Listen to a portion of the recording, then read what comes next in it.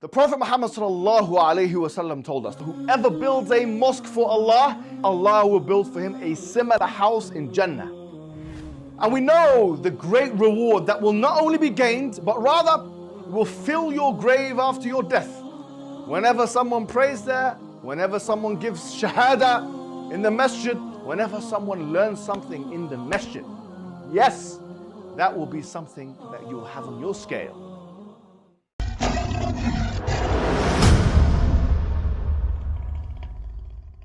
Assalamu alaikum wa rahmatullahi wa barakatuh. How are you guys doing? And as you guys can see, I'm joined with an esteemed guest and one that's been on the show before. See, he's so popular, people just want to get in contact with him. They want to. Sorry, I put it on silent, you know. I'm so sorry. We're talking about an academic of high esteem, a person who synthesizes psychology and philosophy and theology and all the other ologies together to create a product like no other. A man who has great influence in Pakistan. Last time we had a conversation, it went viral.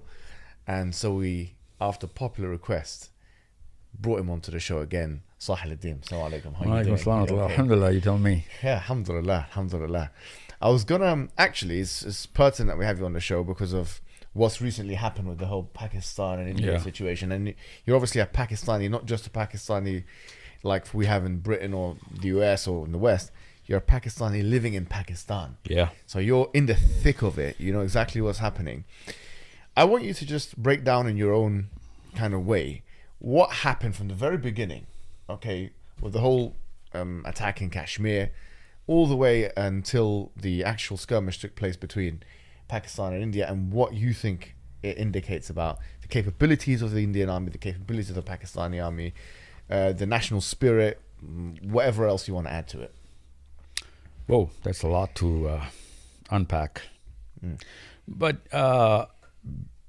let's holistically, even as far back as Gandhi, the technique that India has already shown to everyone in the world, that they're actually trying to go with the global, narrative of the moral high ground, and and I'm pretty sure if you do some sort of a survey, you'll find out that most of the people are going to back up that claim of India that they had the moral right to protect themselves.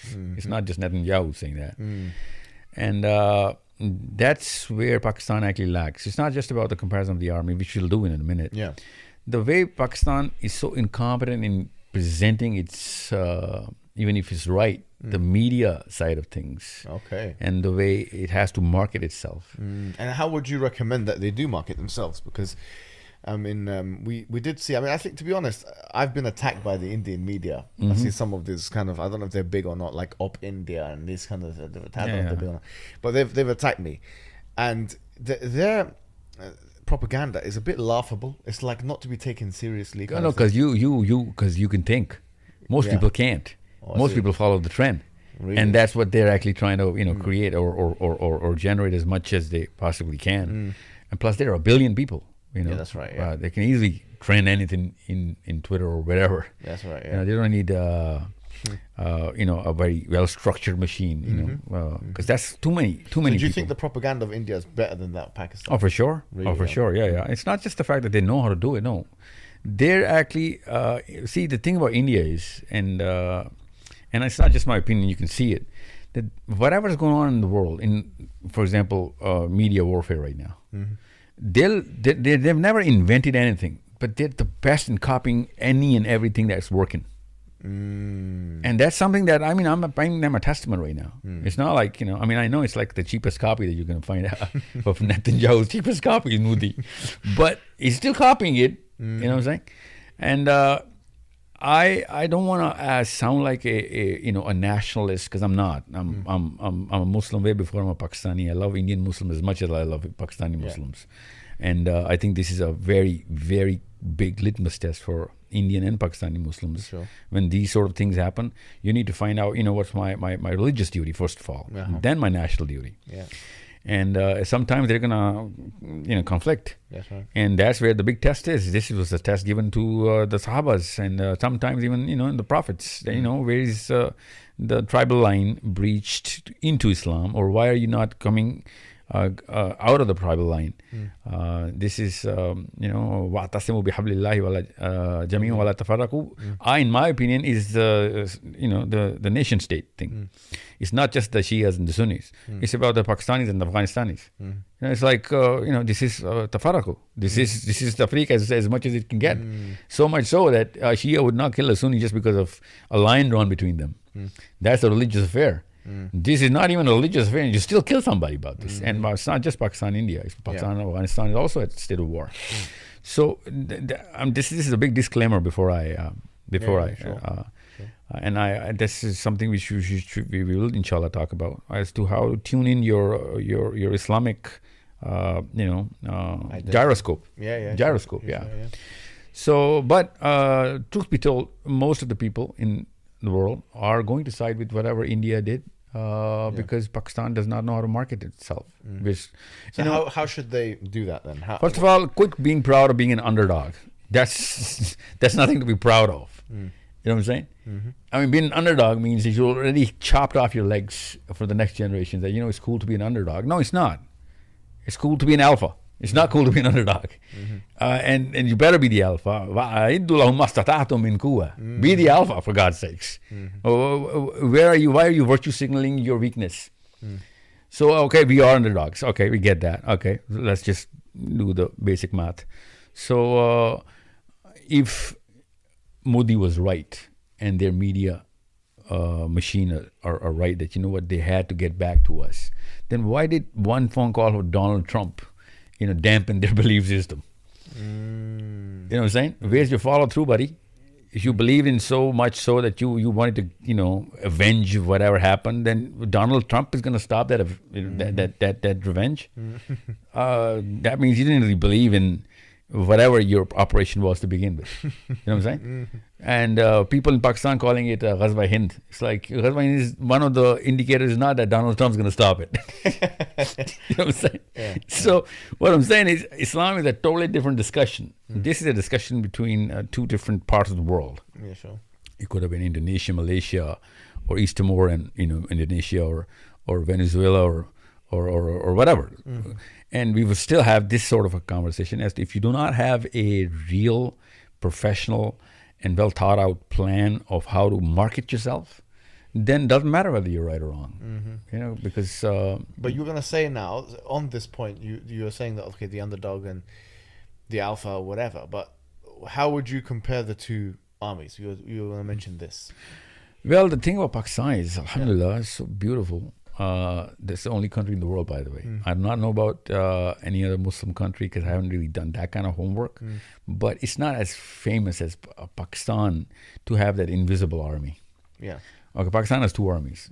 One which wears the uniform, and one which is people like me living around everyday households. As soon as there's going to be a calamity of this sort, everyone's going to come in.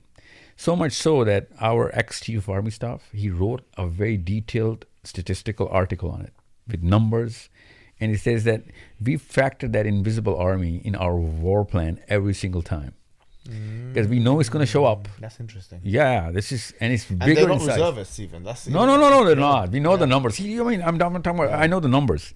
So we have about 700,000 people listed in our army, which are active and which are serving. We have about less than 100,000 which are on reserve, and then we have 350,000 invisible army factored in. That's 50% of our real army. That is the strength Pakistan has, which is. But how would they be incorporated into the major? Like if there was some kind of a war that was happening, how would they? Well, they've been incorporated in the Afghan war. They've been incorporated. I think they've actually fought the Afghan war. Yeah. They literally fought the Afghan war. You know what I'm saying? I mean, the A team did not come in. The B team actually fought the Afghan war. Okay. I mean, everybody knows about this. They say, what? How do you think people? Where was the HR coming into this Afghan war? And of course, Pakistan Army knew what was going on, and it was letting the B team play because they couldn't really bring in the A team because there were so many other problems. The A team couldn't just, get off the bench. But with India, Pakistan would be gladly calling in not just the B team, but they will actually, trying to market for the C team as well. What about when I went to Pakistan, I realized that there was, as you mentioned, the tribal differences, right? So you have like the KPK region, you have Baluchistan, and there are tensions between, you could say, Baluchi people, for example, and the Punjab people, or whatever it may be. How would this look like in terms of a war with India? Would all these tribes align together? Oh, yeah. India is a different tribe altogether. You know what I'm saying? So with India, the TTP, you know the TTP? The local Taliban which are against Pakistan from day one. The Pakistani army has been attacking. Against Pakistan. Yeah, they would be on the forefront of the eastern Indian border if this war had lingered on for more than Are they a formidable force? No, not really. No. I think there's just a subsidiary of a lot of forces around Pakistan. It's not Pakistan. So what I'm saying is, it's just a figure of speech, obviously. Would they all come together? Oh yeah. The liberals would come together. The religious factions would come together. Religious factions would be actually way more active. The Pakistan army would know that all fronts are open now. Everyone's pick a weapon, come in. And with the Ahl Hadith and the Ahl Hadith is already fighting with the Pakistan army in wherever they are fighting, which is what they're known for. But the Deobandis would fight, the Brahmanis would fight, Shias would fight. Really? Yeah, Shia would most. Have they got militia? Have they got militias there in Pakistan? They've got formidable militias. Not formidable, but yeah. Obviously, we know them. They were pretty famous. Where are they usually based? Every part of the country. Really? Different sockets, different pockets. Yeah. But it's not like Pakistan is not as dangerous as people make it out to be. Yeah, sure. Militias are all about anti-India element, or sometimes the anti-America element is being toyed around with. But with Balochistan right now, it's just a proxy war going on between Pakistan and India in Balochistan. And I mean, there's so much to talk about there that I don't want to take this whole podcast there. Sure. But if India actually comes in, every Balochi would come in to fight India. That's really? Without a question. Yeah. Without a question. Okay, so see, this kind of landscape is not our main marketing brand around the world. Yeah. You know what I'm saying? This is a failure on our part. That's how I see it. Why didn't you not? I mean, why are we marketing only the 4, shot down planes, or 5? Okay, I'm sorry. Yeah, let's talk about that then. So, is that what's your analysis of that? What do you think of the 4 shot down planes? Because some would argue this is very significant. I mean, you've got these Rafales that have been bought by the West. Yeah. And they've been put into action for the first time ever. No, my analysis is this is when it comes down to this topic, this is a war against China and France, nothing else. And that's why it's marketed really well, because Chinese needed that marketing. And that is an actual victory of China. Our FJ-14s are shooting down their Rafales. It's not the fact that, let's just say, turn the tables. If we had the Rafales, they had the Chinese planes, we would have still shot their planes down. I'm not saying that, the pilot is not a factor here. Yeah, but the Pakistani pilot is well acclaimed. Even they were used by the Arab armies. Yes, they still are used by the Arab army. You don't know that? Yeah, they're used by the Arab army right now. We need as many of those guys as possible. Most of the Pakistani army is used by the Arab army right now. Yeah, that's my problem with the Pakistan army. That when Allah calls in for Palestine, this army doesn't go in. But MBS calls, everybody goes in. Pakistan army is in Djibouti. Pakistan is in Tunisia, in Ethiopia, on UN missions. Oh, sure. You know what I'm saying? Yeah. Pakistan army, the head of the Arabian army is a Pakistani, our ex-chief. Really? Yeah, Rahid Sharif is heading the Arabian MBS army. Really? Yeah. Wow. Yeah, because they've got a lot of planes now, so they need people to teach them how to use them, I guess, No, he was not an Air Force guy. But is he not an Air Force guy? No. He's I think he's an infantry guy. Yeah. Okay. Definitely not an Air Force guy. Maybe from the Armored Corps. I wouldn't know. But either one of them. Our air chief right now, he's the big talk of Pakistan, the big name. Because of obviously he better be. I mean, he shot down 4 French planes with Indians sitting in them. You know what I'm saying? Yeah. How many died? How many Indians died altogether? See, that's where my point is. There's no way to find out. So see, when the truth is being concealed by whatever propaganda, that's where the Muslim comes into trouble. It's like, how to actually go to the truth. But this is obvious that the planes, because France confirmed it. Yeah, yeah. Everybody confirmed it actually after France confirmed it. And China confirmed it. Yeah, China's very happy about it. China better be happy about it. Their machines are, far superior. And they cost 1/3 of the money. This is And you know, it's interesting you talk about this. I don't want to take on too much of a tangent, but I went to Japan recently. Mm-hmm. Yeah. And obviously Tokyo is very well built and stuff like that. The infrastructure is amazing, and it's like kind of dwarfs what you see here in London or West or whatever. For sure. Even New York. It kind of makes it's like New York on steroids. Really. But then I started speaking to some of the guys that have been around the area, and they were saying, but you should look and see how the Chinese cities are built up. I've lived in China, yeah. Have you? And is it true then? Yeah, Shanghai, my God, Beijing, their eastern coast is lined up with something which is going to, you'd forget New York. Yeah, for sure. Yeah. This is they're way out of the game. And the point they were making was, and this was an interesting thing, and I've never really looked into this, and ask you because you've been in China. They said that the way that America does it is it really tries to market the hell out of everything it tries to do. So, for example, if you go to New York and Manhattan is probably like 2% of the city, but you'd think that the whole of America looks like that, right? Like the tall buildings. I know. I know. But no, so they China love marketing things and all these kind of things. But the Chinese, from what I've heard, is that they've got all these capabilities, but what's happening is that they're doing the opposite. So they're trying to conceal. Yeah. They're trying to play down their capabilities because they're afraid that, well, not afraid, but they're conscientious of there's a strategy. No, they talk. I mean, I've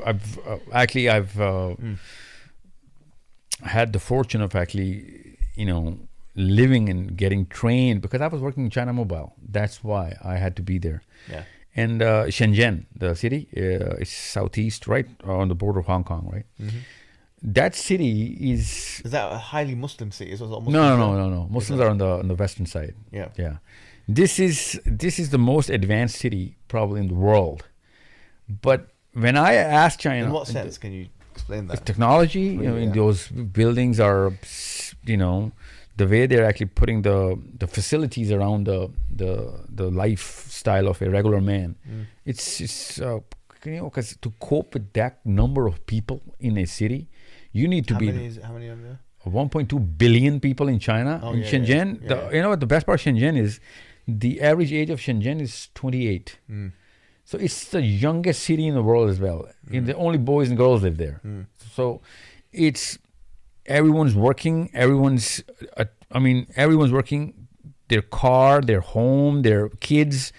Their work ethic is quite amazing. No, through their cell phone. Because I was in telecom, right? Yeah. So that's what we were trying to do. Sure. Their farming is done through the cell phone. Their Ferraris are run through the cell phone. It's not just their car companies are coming in, which are the smartest cars in the world. I'm telling you, if you run a comparison between BYD and Tesla, you'll be amazed that BYD is going to be way. I've seen and heard as well. Yeah, and BYD is not marketing. Yeah. And Xiaomi is not marketing. It's got a horrible name though, and it's like that's why. What's it, the one thing dreams or something, is it? Yeah. Is that what BYD stands Build for? your dream, right? Build your dream or something like that. I wouldn't know, yeah. So, but BYD is completely like it's blows giant. Tesla, It's a giant. Yeah. So let's just say, I'm going to give you an example. China Mobile is the biggest company in the world. But you don't hear China Mobile. You see Apple or Microsoft and all of that stuff. Yeah. But China Mobile is like 712 billion yuan a year company. What's that in dollars? I wouldn't even know. So what I'm saying is, it sets the Hang Seng Index. It's not just a big company. So have they overtaken the United States, do you think? Yeah, they have. Really? Yeah. So the point I was coming at was, when I asked these guys, and I'm talking about the CEOs. There are 11 CEOs I'm actually getting trained by at that time. And I'm like, why are you guys not coming out of the world? Pakistan is the only country that you actually came out, and there's a company called Zong. That's a China Mobile company which I was working for. And hence I was getting trained in Beijing. And they were like, you know what? It's going to take 100 years. It's like a pact that is already in the dynasty.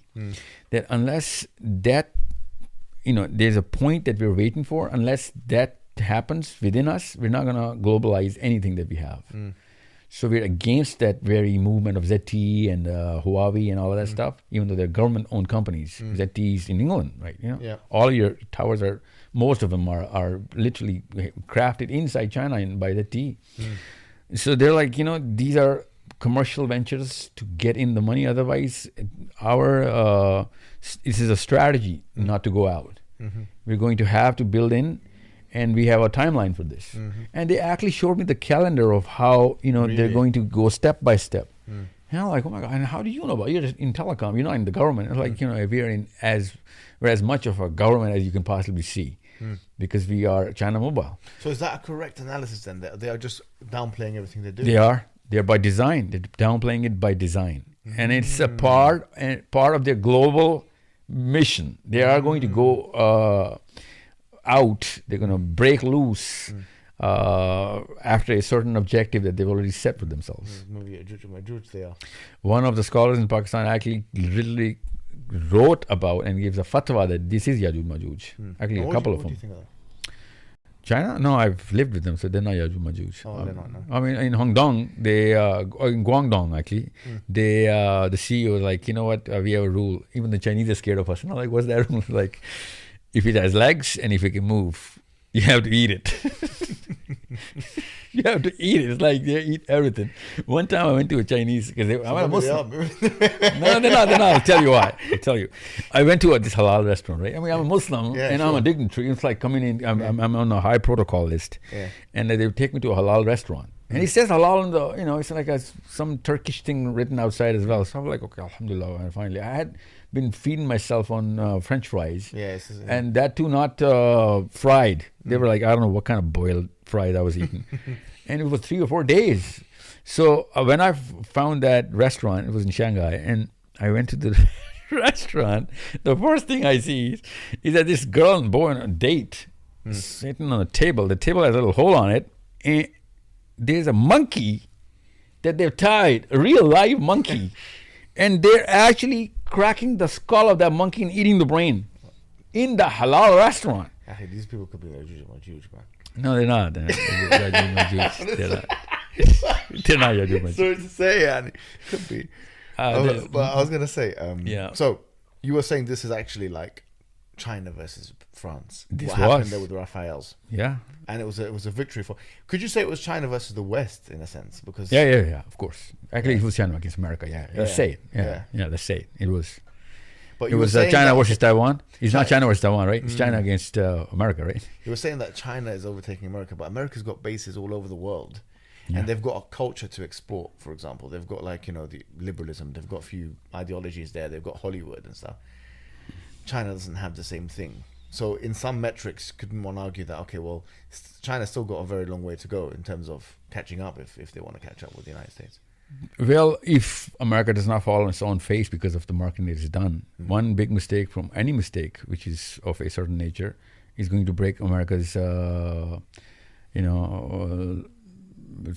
head right open, because it's so out there. You know what I'm saying? You're too exposed. Now, whatever wrong that you're going to do, no matter who does it on behalf of you, you're going to take the fall for it, right? China, I have no idea. Uyghur Muslims, they're killing Uyghur Muslims by the day. And no Muslim talks about this. Yeah, sure. You know what I'm saying? Yeah, because they've actually made sure that, you know what, if there are mistakes, and we're not marketing our goods, so we're also getting away with our bad as well. You know what I'm saying? Yeah. And I'm pretty sure that the number of Uyghur Muslims are far more than Palestine or Yemen, or because of the fact that they're so densely populated, right? So, but do we know about them? No. Can we know about them? No. You know what I'm saying? There is no WhatsApp in China. There is a certain app that they have. There was never Facebook in China. They have their own apps. And so they got TikTok, right? I think they invented it, I think. Yeah. I wouldn't know, because when I was there, I was there in 2016. That was last year. Sure, yeah. So what I'm saying is, it's not that they're, foolishly naive or unaware of what's going on. Everybody knows about this, and they're running out 1.2 billion people, superpower right now. They're in the Security Council, so they know what they're missing out on. So if they're still not making a reach for it, that means it's by design. And I'm not just saying it because there's no other option. But no, they have all the options. They're purposely not doing it, and the fact that they're structuring themselves so well means that they know what they're doing, and even if they do not have 119 countries worth of army bases, but they're still the biggest bully in the world right now. And they can literally, you have no way of you being globally exposed. You do not know two of the replies that this man, VP Singh, gave to Donald Trump, because he does not come out. And he doesn't care. That's the absolute Sigma philosophy going on, that, you know what, you keep yapping around whatever you want to do, and still you're going to have to say China in every statement that you say. So Trump says China way more than Korea. And this Chinese guy is silently enjoying all of this. You know what I'm saying? So let's circle back to Pakistan. What do you think of now? What does this show about the Pakistani army? What does it show about the Indian army? Does it show that the Indian army has been overrated, that they're weak, that they're over-reliant on Western? No. The worst thing that happened to this, because of this, was the Indian army's rating has to go down, right? The Indian moral high ground cannot save the Indian army's incompetence here. Because, their planes got shot down. I'm sorry. Yeah. You know, no matter how morally correct you are, but you're weak. Yeah, it doesn't matter. It doesn't matter. Yeah. It's like Palestine is on a high moral ground, but they're weak. So I'm sorry, India. Just it's all right. Just suck it up. Take it to the chin. Just come up with a new strategy. You want to market yourself, then you gotta shoot down a plane or two. You know what I'm saying? I mean, it's that simple. But I don't really care how many planes we shoot down. I'm a Muslim. I know these numbers don't really matter. What matters is that I don't want to be a party to a war where a human being is going to be killed when I know that I'm not 100% sure what happened actually on the ground. Sure. You know what I'm saying? The fact that I did not have access to what actually happened on the ground makes me, it's a big problem. But the fact that we have been gifted by this thing called Modi, it is such a beautiful gift that every Muslim has, that no matter what he's going to do, he's going to be, making it clear as daylight that this man is like pure evil. It's like Netanyahu, you know what I'm saying? Netanyahu is talking about mu'akhat now. Netanyahu is talking about brotherhood of the Muslims, kick the Gazans out of Gaza, and there's so many Muslim countries, they should have a bigger heart. It's like Netanyahu saying that. So even if he says something right, we know how pure evil by design this man is. That no matter what you do, I am not going to have any kind of dissonance in thinking that, what should I do here? So if it were a straight up guy who's trying to do something right in India, even if it's a Hindu or a Christian or a Muslim, that would have confused a Pakistani. But a Pakistani like me, like, if it's Modi on the other side, it's all right, man. Just go ahead. Just shoot down a few more planes. Because that's as jihad as it can get, because the regime of Modi has patrons way more in number. They have not killed as many Palestinians as Modi has killed Muslims in India. Really? Yeah, this guy is known as the butcher of... the butcher of Gujarat. Gujarat, Yeah. So it's not just Gujarat. I mean, this guy is running on the RSS machine with his right hand. That's right, yeah. That's something which alone in your resume... Fascist. Yeah. This alone in your resume is like, dude, you know what? Doesn't matter. It doesn't matter where you are, how you are, when you are. Fighting you is a basic thing that we gotta do. The invisible army that you spoke about. Yeah. Because I remember reading or skimming through a book called The Hard Life. I don't know if you ever come across it, but it was like an Englishman. He went to Pakistan. Yeah. And from my recollection of the book, I forget the name of the author, but he basically was critical about so many different things. But when he got to the army, he said, no, the army is quite strong, basically. It's a formidable force. Now that you've mentioned this thing about the invisible army, coming in as well, how would that take effect? So give me an example how that would play out. So if these people have not been trained, have they been trained or not been trained? They don't have to shoot a gun. Then what positions would they take on the battlefield? They were not trained enough on paper, but they still managed to shoot down America in Afghanistan. Like literally. I mean, Afghanistan was run by the Pakistani Invisible Army. Is that what it was? Yeah, well, not all of it, obviously. Right? Not all of it, obviously. Yeah, sure. But I have... Are you talking about the Pashtuns? Or the Pashtuns? No, the Punjabis and the Balochis and the Sindhis, wherever, Because when it comes down to India, every household is going to, No, I mean with America. Yeah, those are mostly Pashtuns. Yeah. But no, it's not. It's all Pashtuns. You can't just, there's so many from every part of the country. And this might sound, quite, I don't know if it's antagonizing. But would you say that the Pashtuns are the most formidable? Oh, for sure. Force? For sure. Yeah, in the Pakistani army. Even the Kashmir, we have the Azad Kashmir, right? Yeah. It was freed by the Pashtuns. Yeah. The Pashtuns actually had physically come in, beat the hell out of India, got the territory back, and then they go back. Because the last skirmish that took place between India and Pakistan was Kargil, wasn't it? Yeah. Was that in 2005? Yeah. And that one wasn't as favorable as this one. No, it was way more. See, that's the problem. See, our marketing. That's where we suck at. Okay. Kargil was a way bigger victory than this one. This is not in comparison. Are you kidding me? We had we had more than 600. The narrative that I heard about Kargil is that they left after they were called No, there's back. a pact. There's a pact. The glaciers in winter, they actually freeze over a way bigger area, right? Yeah. So both armies have the pact that they're gonna leave that area. There's not gonna be any fight, and it's a consensus. We agreed upon this. Both the armies are gonna retreat, and then in the summers we're gonna come back and take our posts. The Pakistan army, but they did was when It was really cold, isn't it? It is extremely cold. 60 below something sort of wind. Yeah. So it's too expensive for both the armies to keep those posts alive and working and everything. Plus, it's practically impossible. So people die just because of frostbite anyway. So they had a pact for many years. One fine day, the Pakistan army says, since both armies are retreating, let's just not retreat and let them retreat, and wherever they go, just go behind them and take their posts from within India, which they did. And for all those days, still Bill Clinton came in and talked to his little son called Nawaz Sharif and says, shimmy up, buddy, get your boys killed right now, come back. Otherwise, Pakistan army had already taken over India. Yeah, that's right. Yeah, we were 15 kilometers down Srinagar, which is the capital of Indian Kashmir. Okay? We had all of... And then they went back though, isn't it?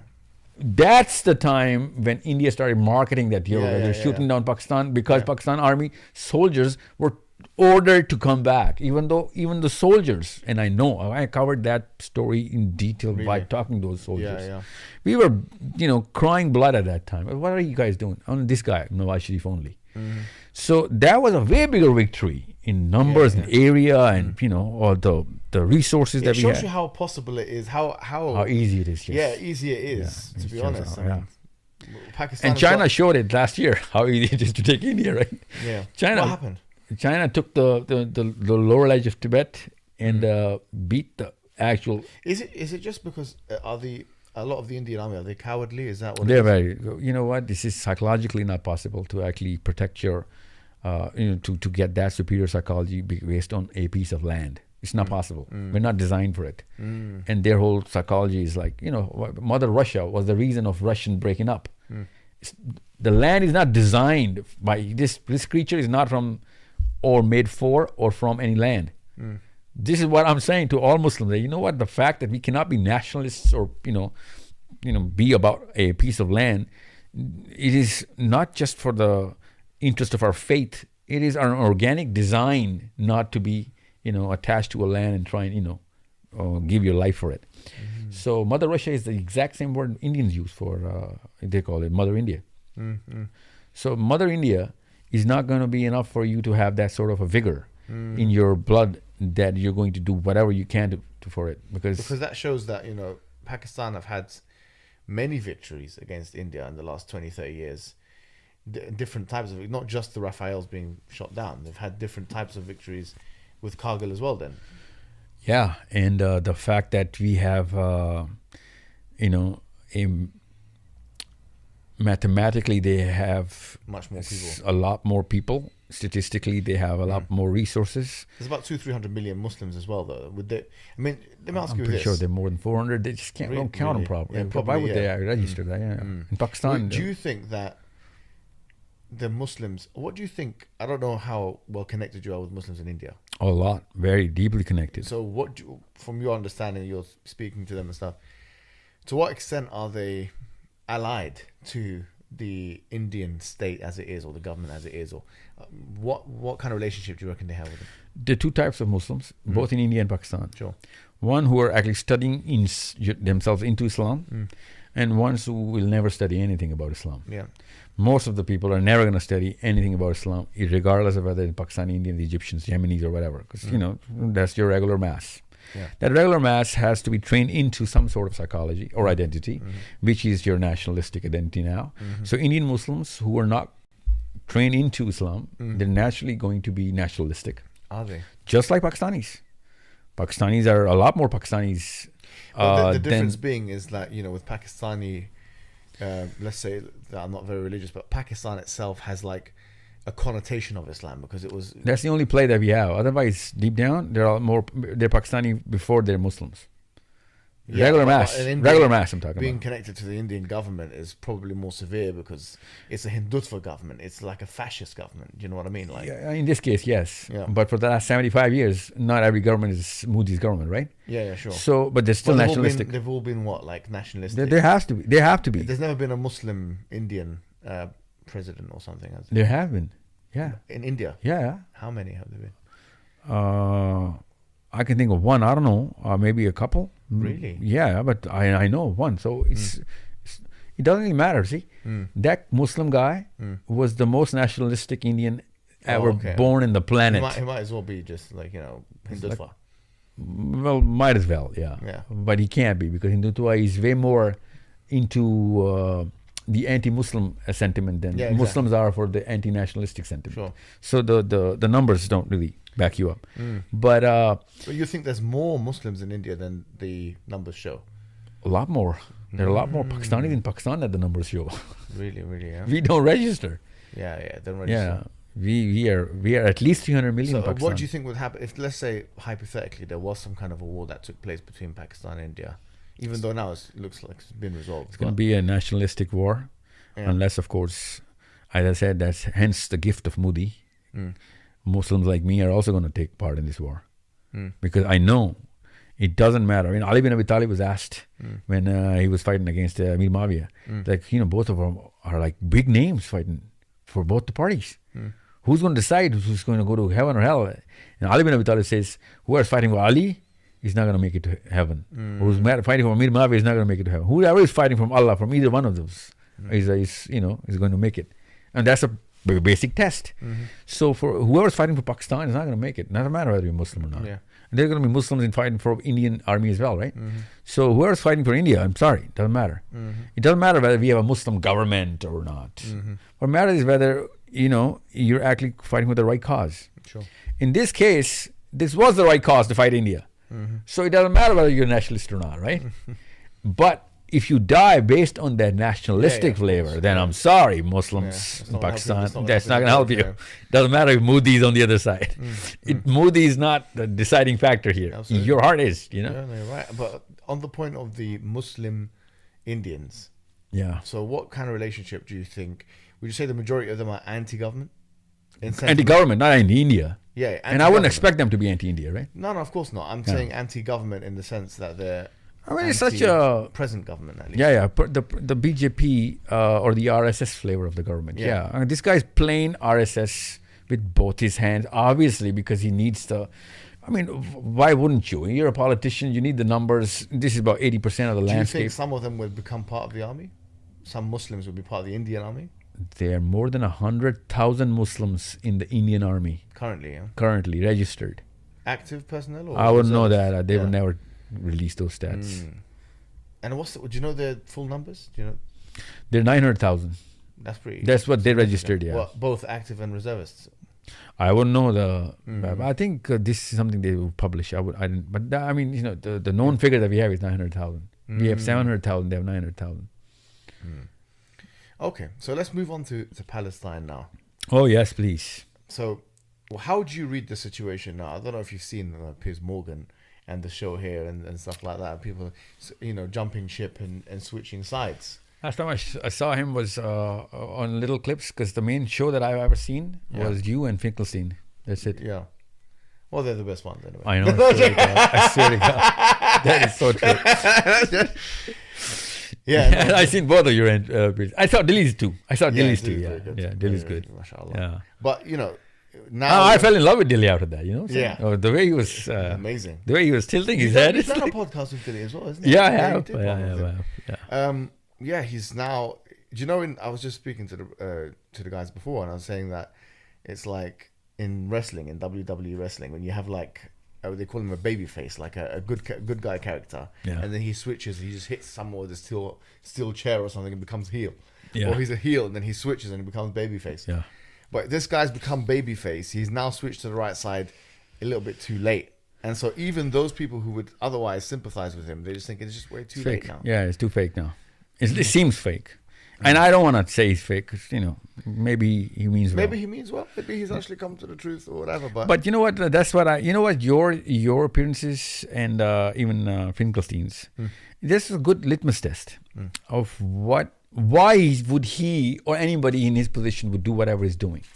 Because he's trying to secure a career.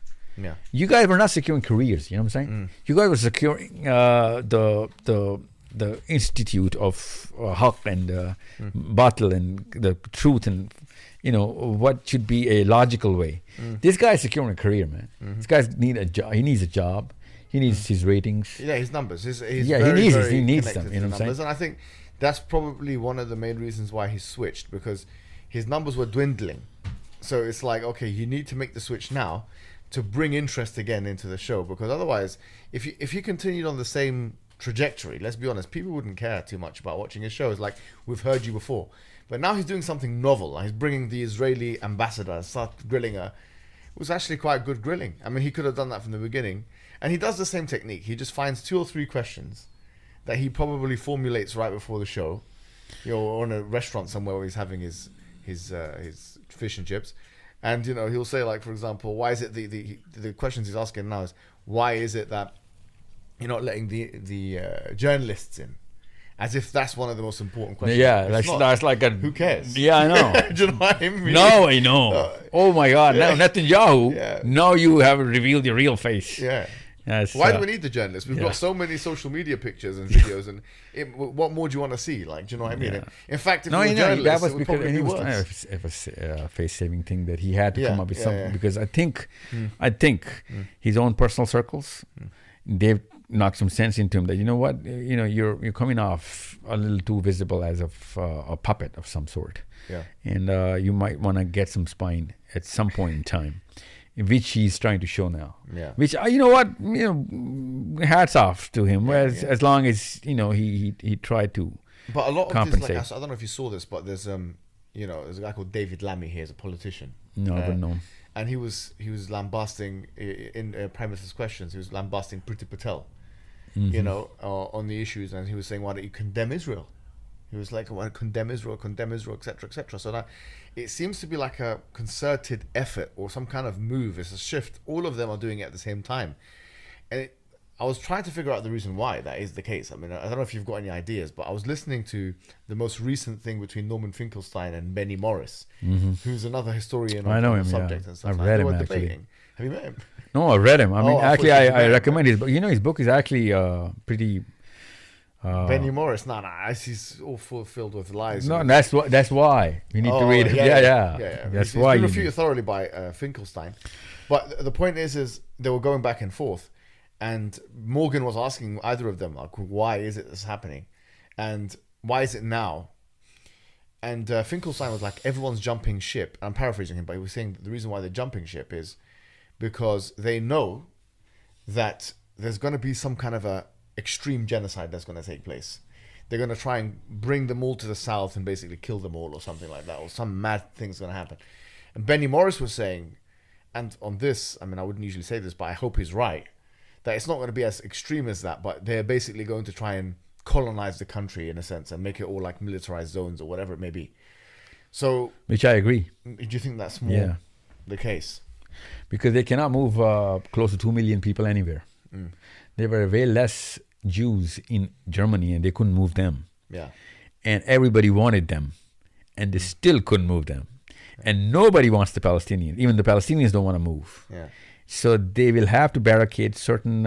You can see circles on the map. Yeah. Those circles I can even plot around Jericho, around the Egyptian side, and around. Yeah. So there are circles which are obviously those walls which are non-contiguous, and this is just like tiny little versions of Gaza. 200 Gazas. Based on whoever passes to be inside the wall, and that'll be more of an achievement for that guy who's going to be given food or whatever resources, and going to be managed by Israel directly by a Muslim like Yasser Arafat as a minister for these sort of circles. That's what I see. God forbid. Do you think they're going to bring someone from the Khalij, from one of the Gulf states, like MBS? No, maybe a conglomerate, maybe some guy from Egypt even. Some guy who's a Harvard graduate but a Palestinian descent. Maybe something like that. Yeah. Hence Yasser Arafat, yeah. Some minister, I don't know, who could speak Arabic, but you'd have some serious sideburns in that guy. So, I don't know. Could be anybody, but it has to be. Otherwise, it wouldn't play. He won't play with Piers Morgans and all that stuff. See, that's where he comes in. That's my classification of Piers Morgan. These guys would okay with this kind of be okaying that kind of solution. Yeah. With some kind of pictures coming in for kids having some kind of food. Yeah. And that's it. That's why I like Chomsky. He actually, Finkelstein. No, Chomsky. Yeah. Because then there was a time when there was a land swap idea. If you of course if you had covered that part of Chomsky's versus Dershowitz application of the solution in UN, and they were both submitting amendments of the UN policy, and I was covering it while that was happening. I was a student trying to do whatever I could to learn whatever was going on. Sure.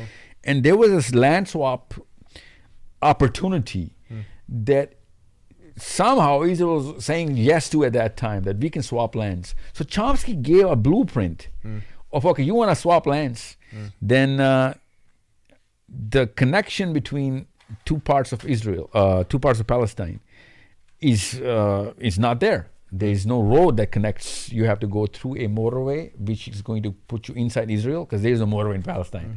And that motorway has to be given to Palestine then. So you might as well just give us that part of the land, which has that infrastructure built. So, and Israel is not going to say yes to that. So there was a list of areas where Israel had said yes to, that you can take these lands and we're going to take Gaza. As soon as they said that, all of a sudden Palestine backed off. Like, what? This was in the cards? This was not even the cards. Why would you want to take Gaza? Because we were talking about two small, very small vicinities getting into some sort of connection. So then they actually gave into the map given by Alan Dershowitz, and that's 242, the resolution, which is 242's backdrop is this land swap, failure to swap lands. So when you see that map, you see whatever this guy is talking about right now. Tiny little confinement, circular, guarded by a ministry, where only a certain type of food can go in.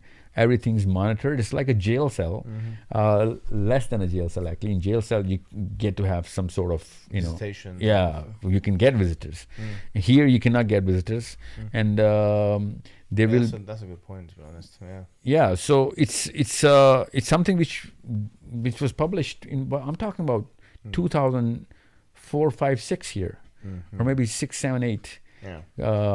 So I wouldn't be surprised. I think this is something which. So you think they're going to try and take it over and make it? They've already taken over.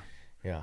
In but Pakistan. There are some pockets and that there's still fierce fighting. So I've seen in Al Jazeera Arabic, Hamas is essentially putting up videos of them blowing up tanks and stuff like that, and fierce fighting and shooting and snipering and all this kind of stuff. And I'm thinking, where is this happening? This is happening in yeah, I know. That's what I'm. And all this kind of other places. And mid kind of Gaza, where they haven't taken over yet.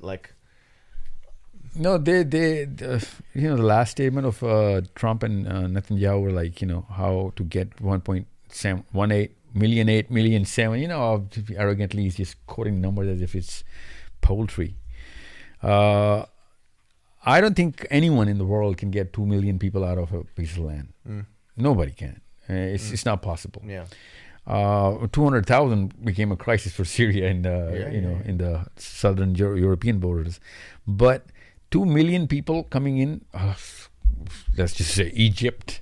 What is Egypt gonna do? They're not gonna take them. They cannot take them. It's not about they're not gonna. They cannot.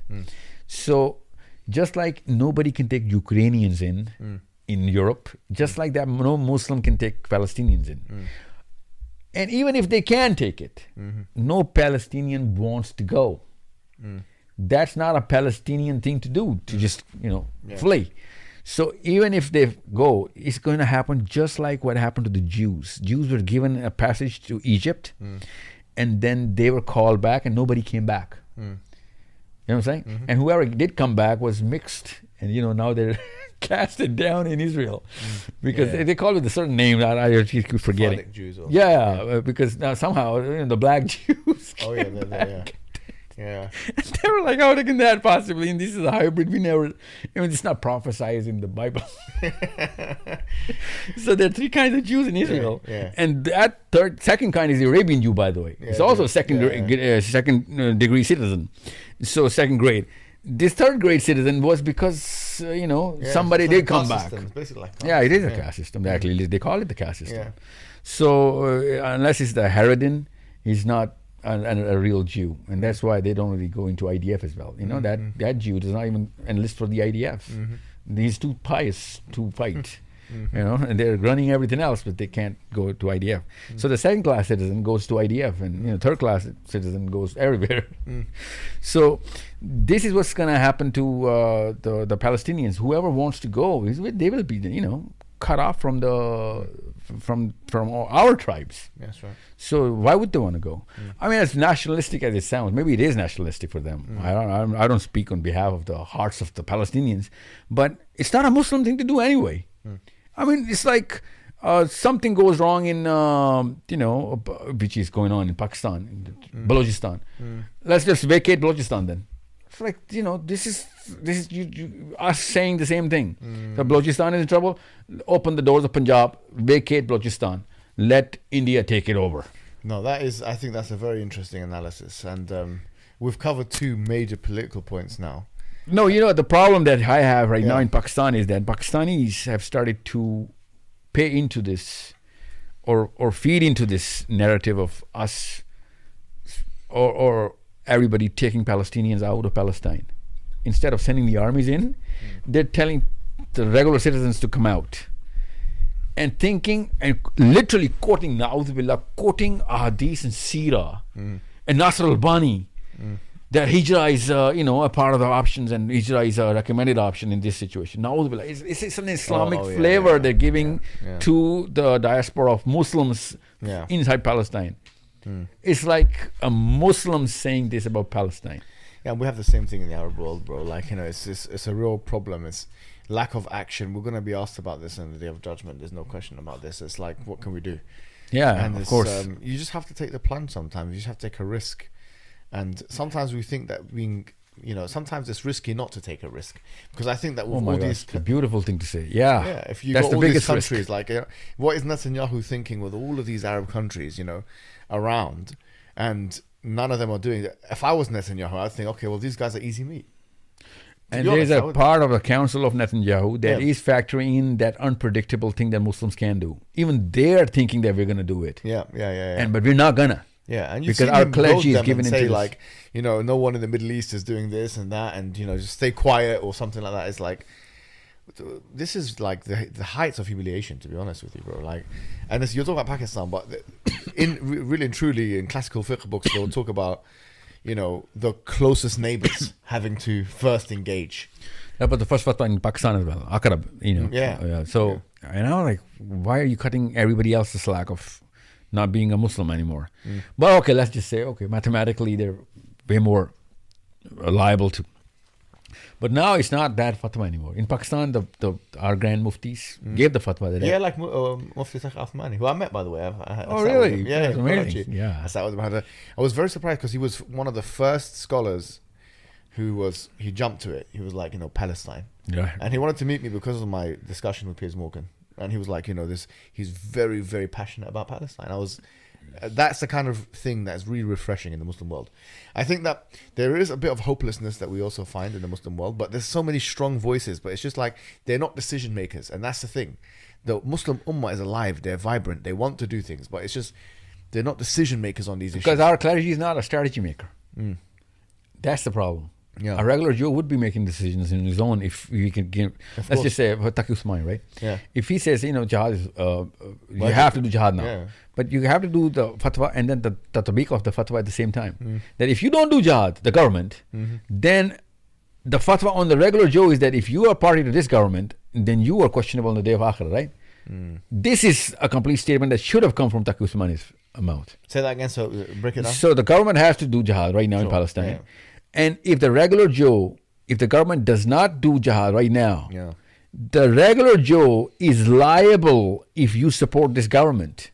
If you support it, then you're a party to the crime. on the issues of being inactive. Being inactive, yes, inactive. Yeah. So a regular Joe doesn't really bother much about whether, because the fatwa was for the government. But the government is me, right? I am making that government. I'm a party to the government. So the tatbiq should have been right there inside that very fatwa. And it should have been a written fatwa issue just like any other fatwa about anything that 𝙤𝙀 𝙀𝙀 writes. But this time it was just a verbal fatwa. No, to be honest, it's so much better than what we've got in other parts of the Muslim world. Sure.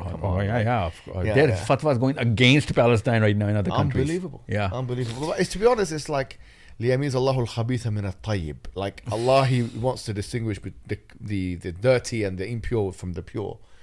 وَيَجْعَلَ الْخَبِيثَ بَعْضُهُ عَلَى بَعْضٍ فَيَرْكُمُهُ جَمِيعًا وَيَجْعَلُهُ إِلَى جَهَنَّمَ. Like He brings all the khubth together. He brings all the dirt and the impurity together. I think the Palestine issue, like all these other issues that we're talking about as well, the Pakistan issue and the Uyghur issue and all the things we've covered, these really show people's true nature and what they're about, their character. Yeah. But at least they're visible and they're not fitna, they're shar. Yeah. I'm worried about is the fitna that, I was actually listening to one of your podcasts where you actually quoted Surah Mumtahina. And that struck me. It struck me so much as a psychologist, I'm telling you. You were quoting رَبَّنَا لَا تَجْعَلْنَا فِتْنَةً لِلَّذِينَ كَفَرُوا. Now, you know what that actually means? I read something in Kathir. Did I mention that in the podcast? No, I wouldn't, because I got a reel. And I was like, oh my God, this guy really nailed it. And I'll tell you why I, as a psychologist... I saw this thing with Ibn Kathir was mentioning something about this ayah, which is really powerful. He said, رَبَّنَا لَا تَجْعَلْنَا فِتْنَةً لِلَّذِينَ كَفَرُوا. Oh Allah, don't make us a fitna or tribulation for those who have disbelieved. And he said, and this might be, I might have misread, a long time ago I read it, but he said that means when you as Muslims lose a battle, when you're losing things, the disbeliever thinks that he's on the haqq. He'd better think like that. That's what my analysis is, because that's the serotonergic behavior. Whoever is reigning, whoever is in power, is natural, more liable, and on a lot of logical basis right as well, that if you were right, you wouldn't have lost this or be under my command right now. And that's what the Qur'an says as well in Surah Al-Ahqaf, where Allah says, لو كان خيرا ما سبقونا إليه. If it was good, they wouldn't have preceded us before. Yes. Yeah, they wouldn't have preceded us. There you go. That completes the puzzle. So the mimicry is done for the alpha. The alpha is also, it has to be in the power. So everyone is going to mimic the alpha. Now, I am, even if I'm right, but I've lost my battle with you, against you, and you, even if you're wrong, you're not going to mimic me. That's right. Now that's why I'm becoming a fitna to you. That's right. It's a fitna. But it's a huge fitna. Like, do you know, on a very minor level, we've tried this. We sometimes give dawah, and Ali's here as well. You can testify to this. We give dawah into areas which are more working class areas.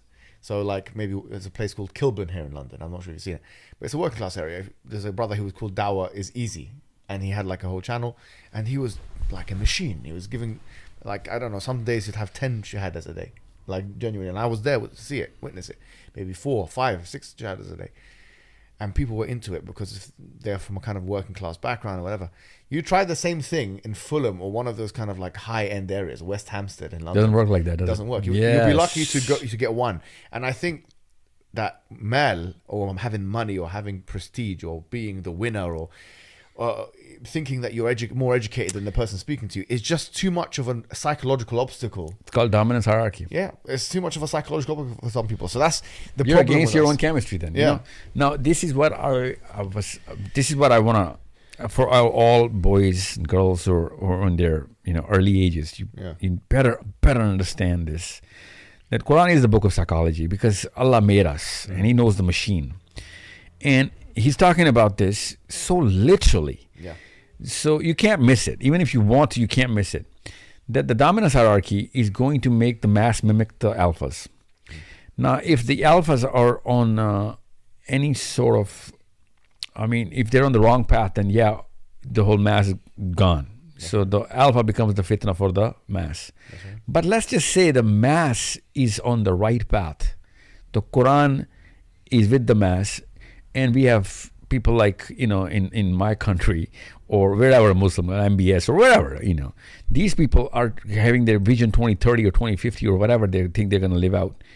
And they're actually in power, and they've actually confused the haqq with the batil. And for whatever reasons, I'm not saying that their hearts are black. What I'm saying is they just got confused. But they're now in power. So Allah says, وَلَا تَلْبِسُوا وَلَا تَلْبِسُوا الْحَقَّ بِالْبَاطِلِ. We're like, what does that even mean? You know what that means?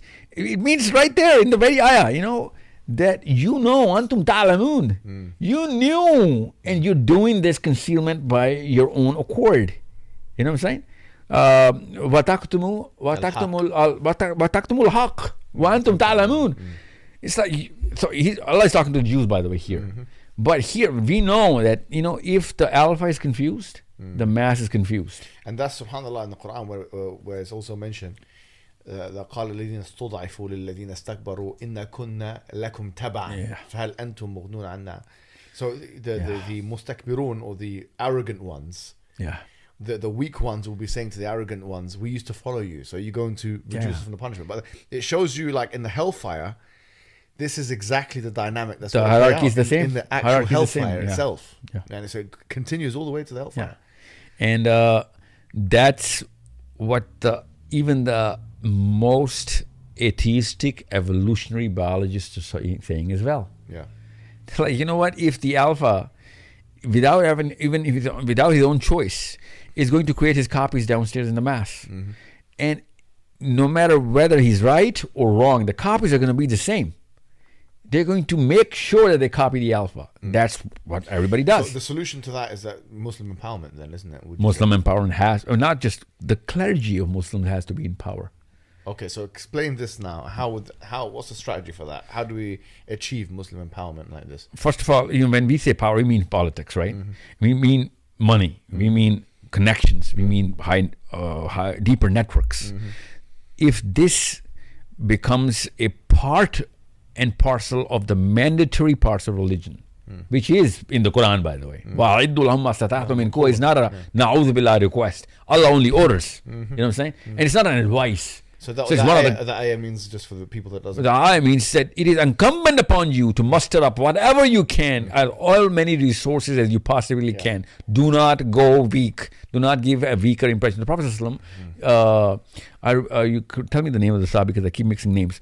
Who had the biggest mustache, and he was put right in the first flank of the every time. I think it's Abu Qatada or Dujana.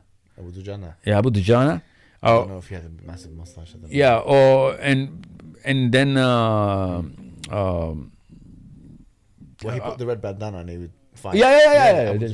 Abu Dujana. So his mustache. Sahabas were like, you know what? He's not, Islamic to have that kind of mustache. The Prophet said, no, I made sure that he had that mustache because he's in my first flank. He needs to have that terror struck right in the hearts. I read the hadith in a different way, where he was walking with a bit of a strut, with a bit of like. Yeah, because he was complaining because of his gait. His gait, where he was complaining. But Prophet said, you know what? No, I need this. Yeah, exactly. I need this. It's not good in any situation except for this. Because we're actually, at war. Yeah. And so we need to have that terror struck into the heart because the dominance has to be, casted. Yeah, You're not going to just have dominance. It has to be casted. And that's on every single level. Like, people, I think they miss this because, and this becomes like, the issue of soft imams or whatever you want to call them, docile or passive or kind of, placid. Where the Carcinogenic is what I call them. Estrogenic. Yeah. No, but you know what? That's actually true. To many imams that you're going to find, if you do background profile, you're going to find estrogen full. Maybe they have 5 big sisters and raising a little pup. You know what I'm saying? No, but it's a thing because I saw it. I actually, not to say that you shouldn't do that. And obviously, spend a lot of time with my own children. I've got 4 children myself. But there's a study that was done, I think, in the Philippines that say when you spend time with kids, your estrogen levels just shoot up. If you spend time with kids all the time, your estrogen levels shoot up. Yeah, they're better. So, oxytocin and estrogen both. Yeah. So I mean, you've got to do something about this. You've got to go to the gym. You've got to run around. You've got to be with men a little bit. Hang out with the boys. That's what I tell mommies. Hang out with the boys. Absolutely.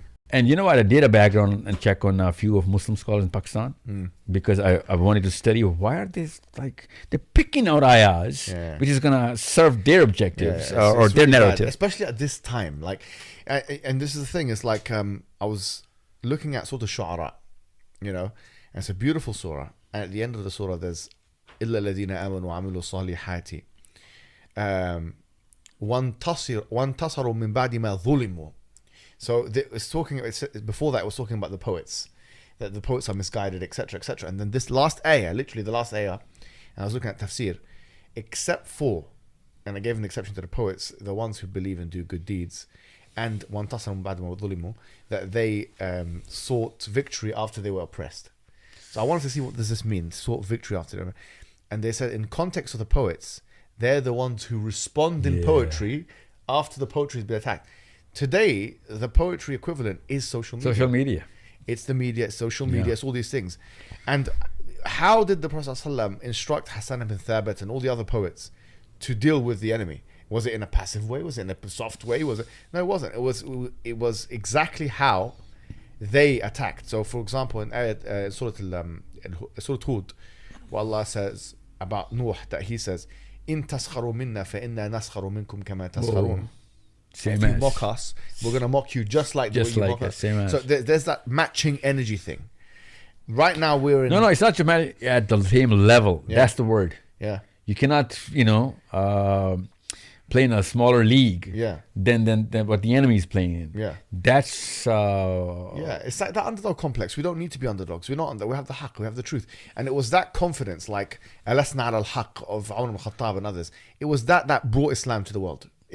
If you don't have this now, you're going to die off like a dying breed. And you know what? The liberals are doing a good job in every country, Muslims, trying to claim superiority of their own, whatever nation that they're in. Yeah, exactly. But the Muslim clergy is trying to play this little, we call it the Rahib card. You know the Rahib in Arabic, right? The guy who's got nothing. And they're like a monk. Like a monk, yeah. Monk. They're trying to make the monk, they be the monk, and they're virtue signaling their monkship. Yeah, it's horrible. And that's literally... Enough is enough, bro. Enough is enough, honestly. No, it's a Muslim psychology now that if you're going towards the money or the resources, you're less of a Muslim. That's ingrained inside the psychology and I of think Muslims. it's a false understanding of zuhd.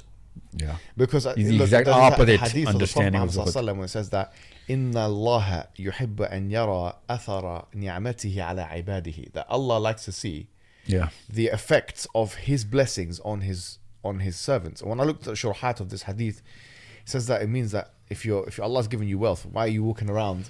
Basically, if you wear something nice, if you wear good clothes, if you wear this and that, that's Allah likes to see that from you. So there is an aspect of, I think, zuhud, which is commendable, but there's an aspect which we've misunderstood. And at this point in time, when we're actually battling the enemies, the greatest zuhud is a struggle against a strong struggle. Actually, that's what you're not going to get more zuhud than this. Yeah, literally. Literally. There's no more zuhud than that. So the hierarchy is there. Yeah. And unless we change the definition of its current definition of Islam, it's not going to come as a religious movement anyway. And that will be a way bigger fitna for the religious Muslims. اتخذوا أحبارهم ورهبانهم أربابا من دون الله. Why do you think these two clans became min dun Allah? You know what I'm saying? Yeah. Because they were given the the hierarchical position. Yeah. And we've given that to our clergy. Yeah, that's true. And our clergy is like, you know what, we don't deserve it. Let's just give the award to our parliamentarians. So there is no religious man that can ever walk the into the building of our parliament house. We cannot. Or the general headquarters of the army. You cannot. It's not going to happen because the system is wired to filter out the religious element from the basics, be it politics. So the religious men need to rebrand then. They need to have a... No, redefine. Or, And we need to rebrand. Yeah, that's where you come in. Yeah. You have no idea. I'm not trying to boast your ego here. No, you can't do it. It's okay, it's fine. I know. Maybe it's overinflated already. Listen, you are probably the only way I can brand. Okay? It is, brother, yeah. But listen, but even if you or 100 more hijabs come in, they're not going to redefine a Muslim's Islam in Pakistan or Indonesia. Yeah, that's a local clergy is going to do that. Yeah, that's right. That's how the system works. Yeah, that's how serotonin works. It's got to be someone that looks like you. And is like you. from within you. You know what I'm saying? Plus, he's got to have that sort of an emotional flavor of a degree. Yeah. We came up with a degree in Islam as well. You know what I'm saying? You have to have a degree in Islam. You know what I'm saying? It's like Ali bin Abi Talib went to some university in their minds, or Abdullah bin Masud was a graduate from some university, because we have them now. So okay, given that you have some degree programs, I got it. Take it. Yeah. But you need to redefine power back into Islam. So okay, give me some strategies now, like practically for a person that's watching this. Let's diagnose the disease first. Yeah. The intoxication of the false perception of haqq. Okay. And it's very intoxicating. We're designed for haqq. Muslims or non-Muslims. Human beings are moving towards the truth, no matter in what realm that they live in, breed in, move in.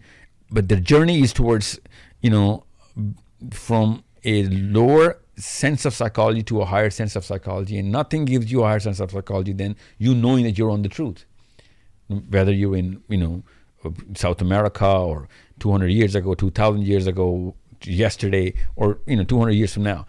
Every human being is naturally disposed towards walking towards the truth. Yeah. No one wants to be known as a dumb person or on the wrong side of things. Sure. And that's your natural move. That's the only absolute commonality between all human beings that were ever born. Yeah. So that's the definition of our species. That's why Allah Azza wa Jalla uses the word haqq so many times. That I made you a driver towards the haqq. You're naturally going to go towards this. That's the fitrah, and that's also my manifesto for you as well. So, wala talbisu al-haqqa bil-batil. That means you purposely... Mixing. Yeah, mixing is the word. But then Allah says... وَتَقْتُمُوا. You need to understand this. You know Arabic. Pakistanis don't know Arabic. So taqtumu means by design, they're hiding it. You know what I'm saying? Taqtumu means nothing else except that you know and you're still doing something else. Because Allah says, in kuntum wa antum ta'lamun, that you know and you're purposely shadowing it or hiding it because there's some vested interest, social pressure or something. Vested interest, vested interest. In a regular mass, you cannot have that because regular mass is pure. Whatever my clergy says, I'm going to go for it. But the clergy knows. That's why Allah says, "Ittakhadhu ahbarahum wa ruhbanahum." Like, why these two? Why not the politicians here? Why not the leaders? You know what I'm saying? So this is the hierarchy of the people following the Qur'an. Yeah. So now, people like you or Umar Sulaiman or Mufti Menk or Taqi Usmanis. I'm not. I loved your humility, but you need to understand. Taqi Usmani does not even have 10%. I'm not saying 10% of the reach in regular mass in globally. That you think you won't matter. You will be questioned on the day of judgment. Yeah. And that's the first question. Did you not know the landscape? Were you not a part of this war? You were not born in the times of peace. You were born in the time of war. So what was the game plan? Were you a bishop or a rook or a pawn? And even if you were, which side were you fighting on? Madinuka. Madinuka. That's the second question of the grave. Madinuka means which system were you part of? That's right. In Pakistan, Madinu guys, answer is Islam. It's like, really? Madinu means, were you a party to what system? Like, and define it. So if I'm not looking at the landscape, measuring and training every child, this is the landscape, buddy. You need to redefine as clergy and rebrand as a mass. And if you're not doing both those things, which, by the way, you can do both. I can't do both. You can do both. So you'll be twice as accountable. You know what I'm saying? So give us some more of like actual practical. So the first one is Tamyiz al-Haq, doing exactly, and do not do kitman of al-Haq. Kitman, yeah. Do not conceal the first question audience will be asking is, do boys, really, 2 boys are going to tell me that 200 years of my clergy with white beard and millions years of cumulative experience, you know that they were doing kitman and you know the truth? You know what I'm saying? That's a normal and natural disposition. If you're asking this question, you've already taken step 1. You do not have to listen to us. Just read the Qur'an and read the Seerah. You'll find out that there is not even a single iota of an example from the life of the Prophet ﷺ or any Sahabi that the current clergy is living right now. And every single Sahabi was moving towards growing the network, gaining the power, and making sure that going towards every part of the world, trying to save every single bits of humanity and saving the oppressed by the oppressor. And by fighting the oppressor, even if they have to. And they had to, and they did. And we're actually the exact opposite. Palestine is a symptom of this very disease. Palestine could not have come at a more beautiful time to train the generations that, you know, it's what? an inflection point. Yeah, exactly. By the way, I call it the point of no return. Because if we go immune on Palestine, that means no Pakistan or Egypt or Yemen or anything. No one is going to save nobody now. Yeah. So it is right now the time to redefine for Muslims that, you know what, even if they're not doing kitman, I'm telling you they're doing, talbisu is a totally different degree. What's that one? Yeah. The what now? I'm sorry? What did you just say? When Allah says, "Wala talbisu." Okay, talbisu. So talbisu is a totally different degree of a crime, but taktumu is a totally different criminal. You know what I'm saying? He's doing it he's not confused. Talbisu could be confused, but taktumu is like you did it on purpose. You knew what you were doing. And inna alladhina yaktubuna ma anzalallahu min al-kitab means they knew that these people, because Allah goes on and says that they were just selling it so that they can get some sort of gain. Yeah, and Abdullah bin Abbas goes so much so that he says, whatever this planet and whatever is this planet is Samanan Qalila. That's interesting. Yeah, so he was like, don't argue. This planet or whatever is in this planet, it's Samanan Qalila. Because of this ayah. Now, when Allah says, it was going in their stomachs, which means that there's some monetary gain. But let's just keep that aside for now. My point is very clear that it is, Maghdubi alayhim became Maghdubi alayhim because they did this. Now we're doing the same things because of whatever pressure that our clergy is going through. I do not want to comment on, some of it is quite like legitimate. So that's why I can't comment on, everybody's. No, but it's, by the end of the day, you became a clergy. That's true. That's by choice. You now cannot complain. That's true as well. Yeah. It was not like, some angel came and chucked you into... It's true, because like what it is, do you know in these books of which like books of what it means, like usul, and they say the shurut al-mushtahid. Oh, yeah. Yeah.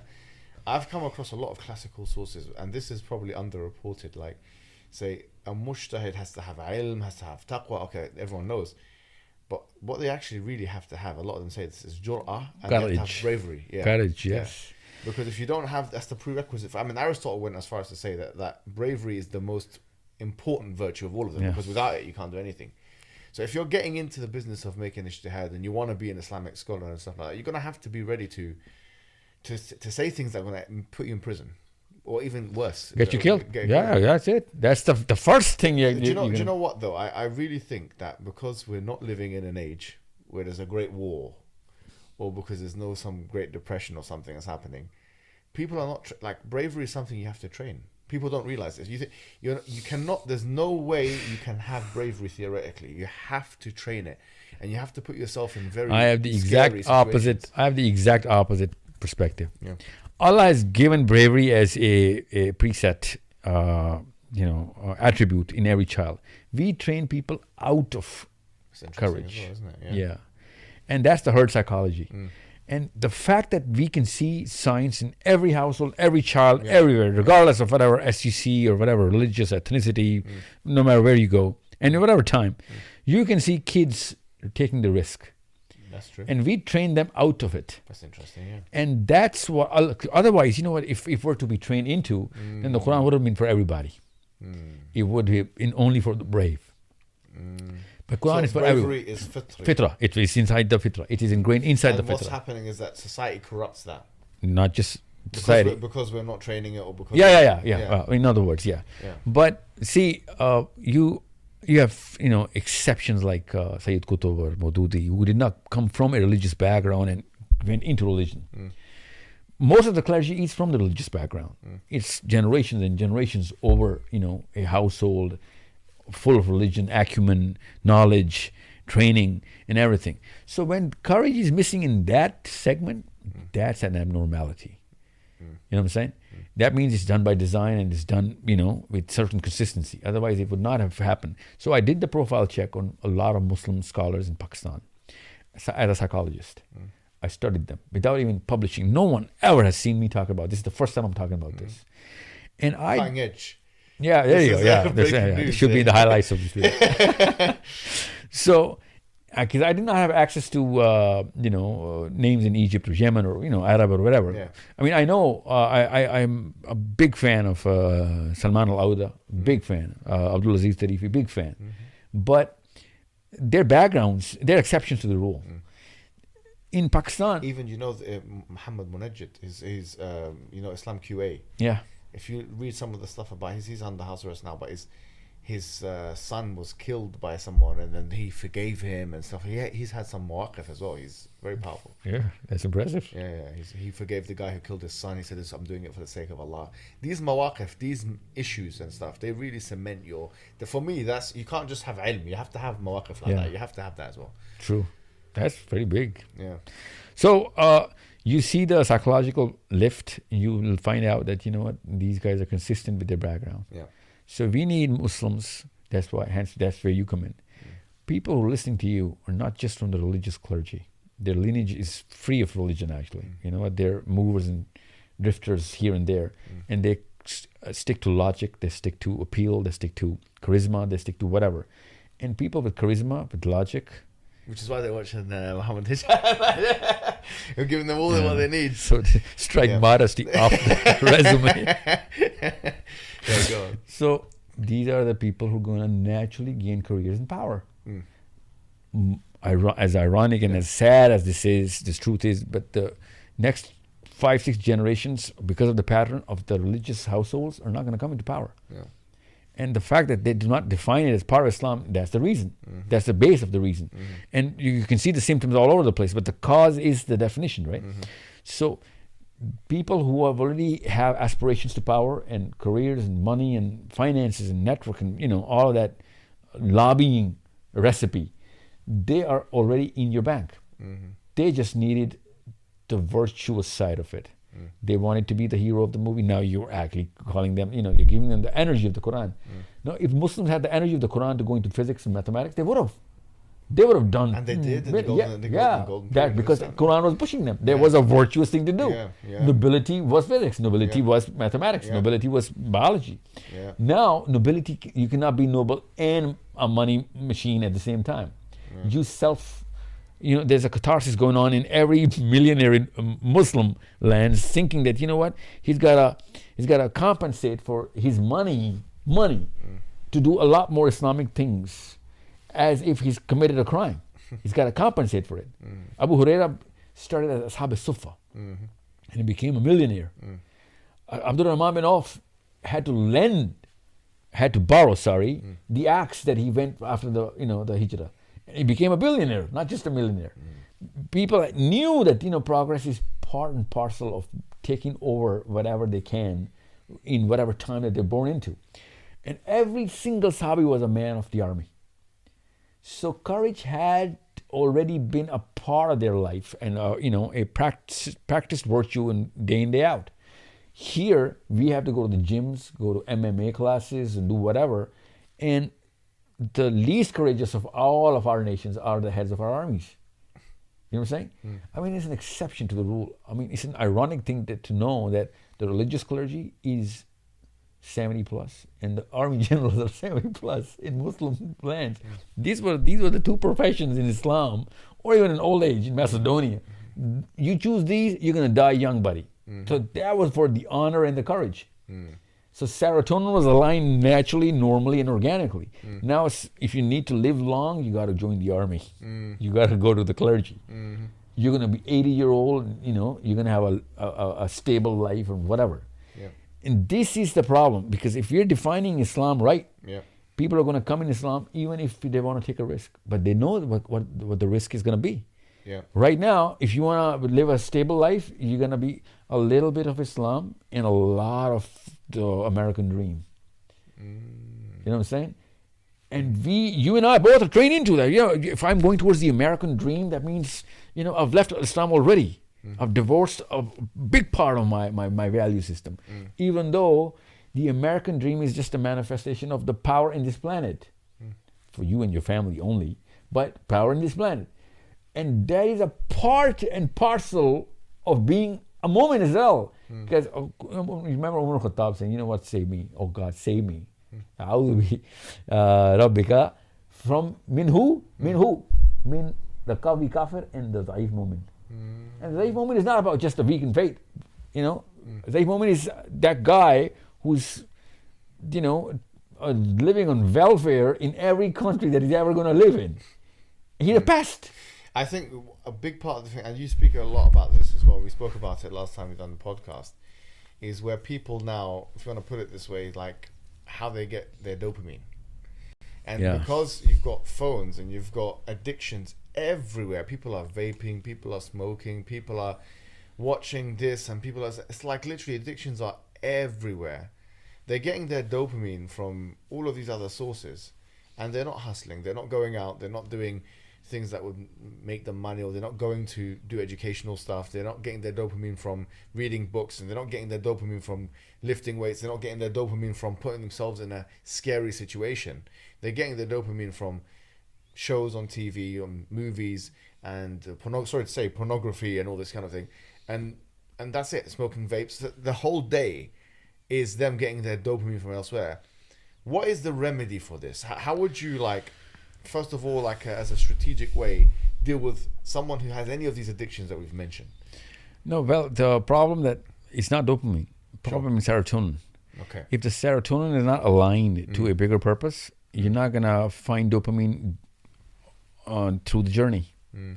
So whatever purpose that they've aligned themselves into, most of the people do not have a purpose. That's hence the bums and the couch, dwelling for tens and tens of years.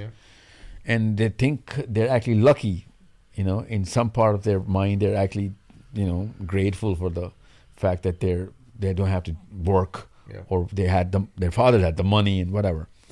So the fact that there is need for realignment of the serotonergic behavior of how an organic man is supposed to live versus a bum. That's not a dopamine addiction is putting him in the couch. There is lack of serotonin that is putting him in the couch. He's finding dopamine he's going to find dopamine in whatever lifestyle he's going to live into. So what's the solution here? What does he do? First of all, we define the word honor differently. We define the word virtue differently. We define the word man differently, for example. Man is a word of honor, right? Being a man is not a dopaminergic statement. It's a serotonergic statement. No one wants to be a man and think, I'm getting dopamine because I'm a man. No, you're getting serotonin if you're a man. You're being called, you're the man. You know what I'm saying? So if you get some sort of, you define the right attributes into the word honor, a man or a woman naturally is going to move towards it. But The problem is that me defining is not going to be enough. You defining is not going to be enough. You need enough number of people, giving that, implicit consensus to the word honor. And that's why jama'ah. So if there's enough people, Allah's hand is in the head of jama'ah, not on individuals. So if the right definition is there and the right number of people start to come in, every child is going to get honor of being in that group. And that's where the definitions come from. So some scholar, some philosopher, some thinker is going to define it.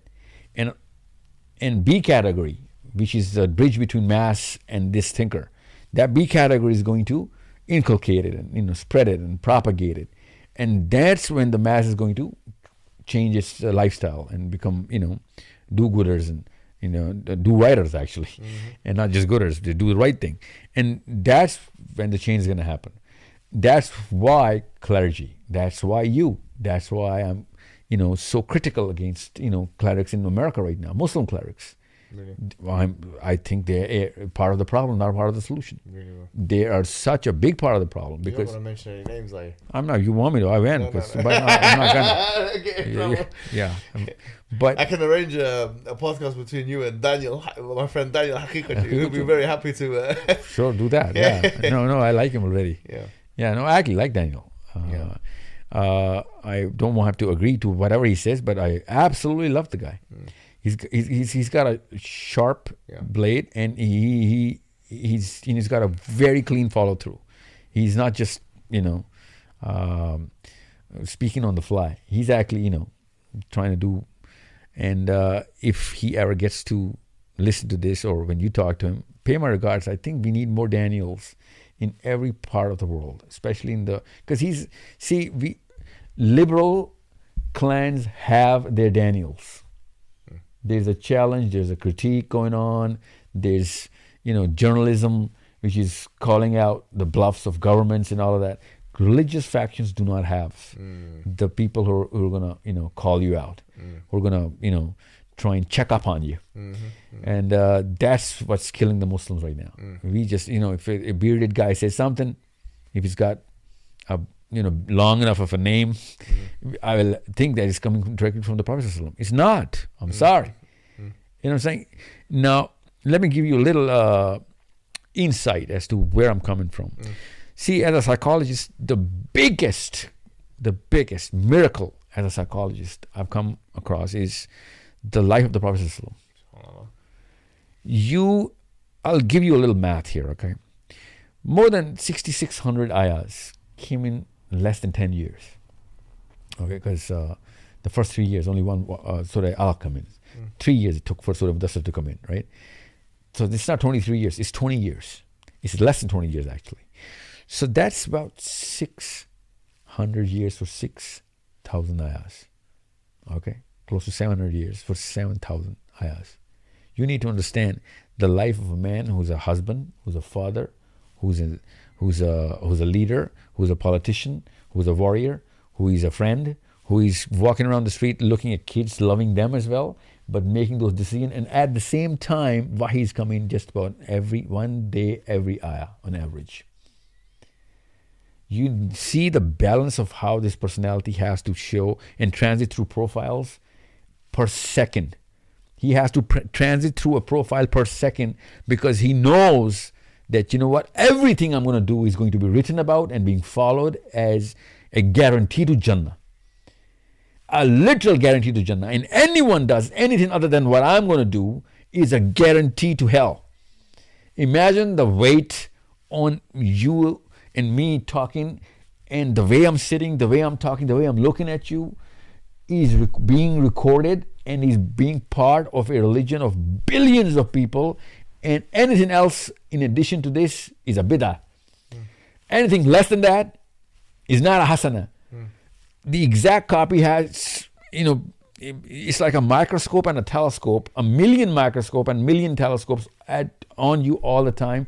During this time, you have to be a husband, you have to be a brother, you have to be a father, you have to be a friend, and you're a public speaker. You have a Badu, and as low of an intellect as a Badu who does not know from left to right, and at the same time Ali bin Abi Talib and Abdullah bin Masud listening to the same sermon at the same time. Imagine what you have to balance. Yeah, that's interesting.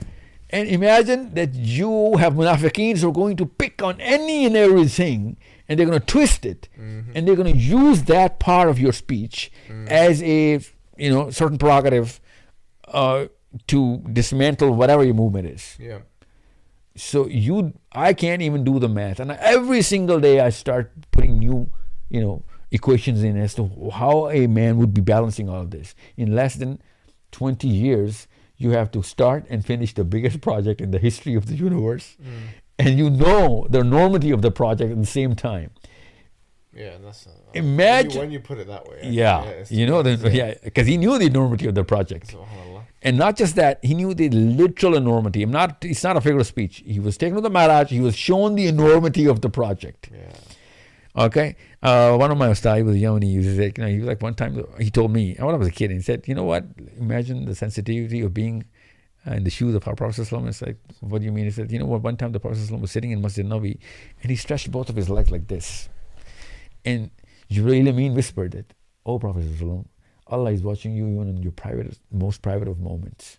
And the Prophet ﷺ folded his leg back again. Imagine that pressure now.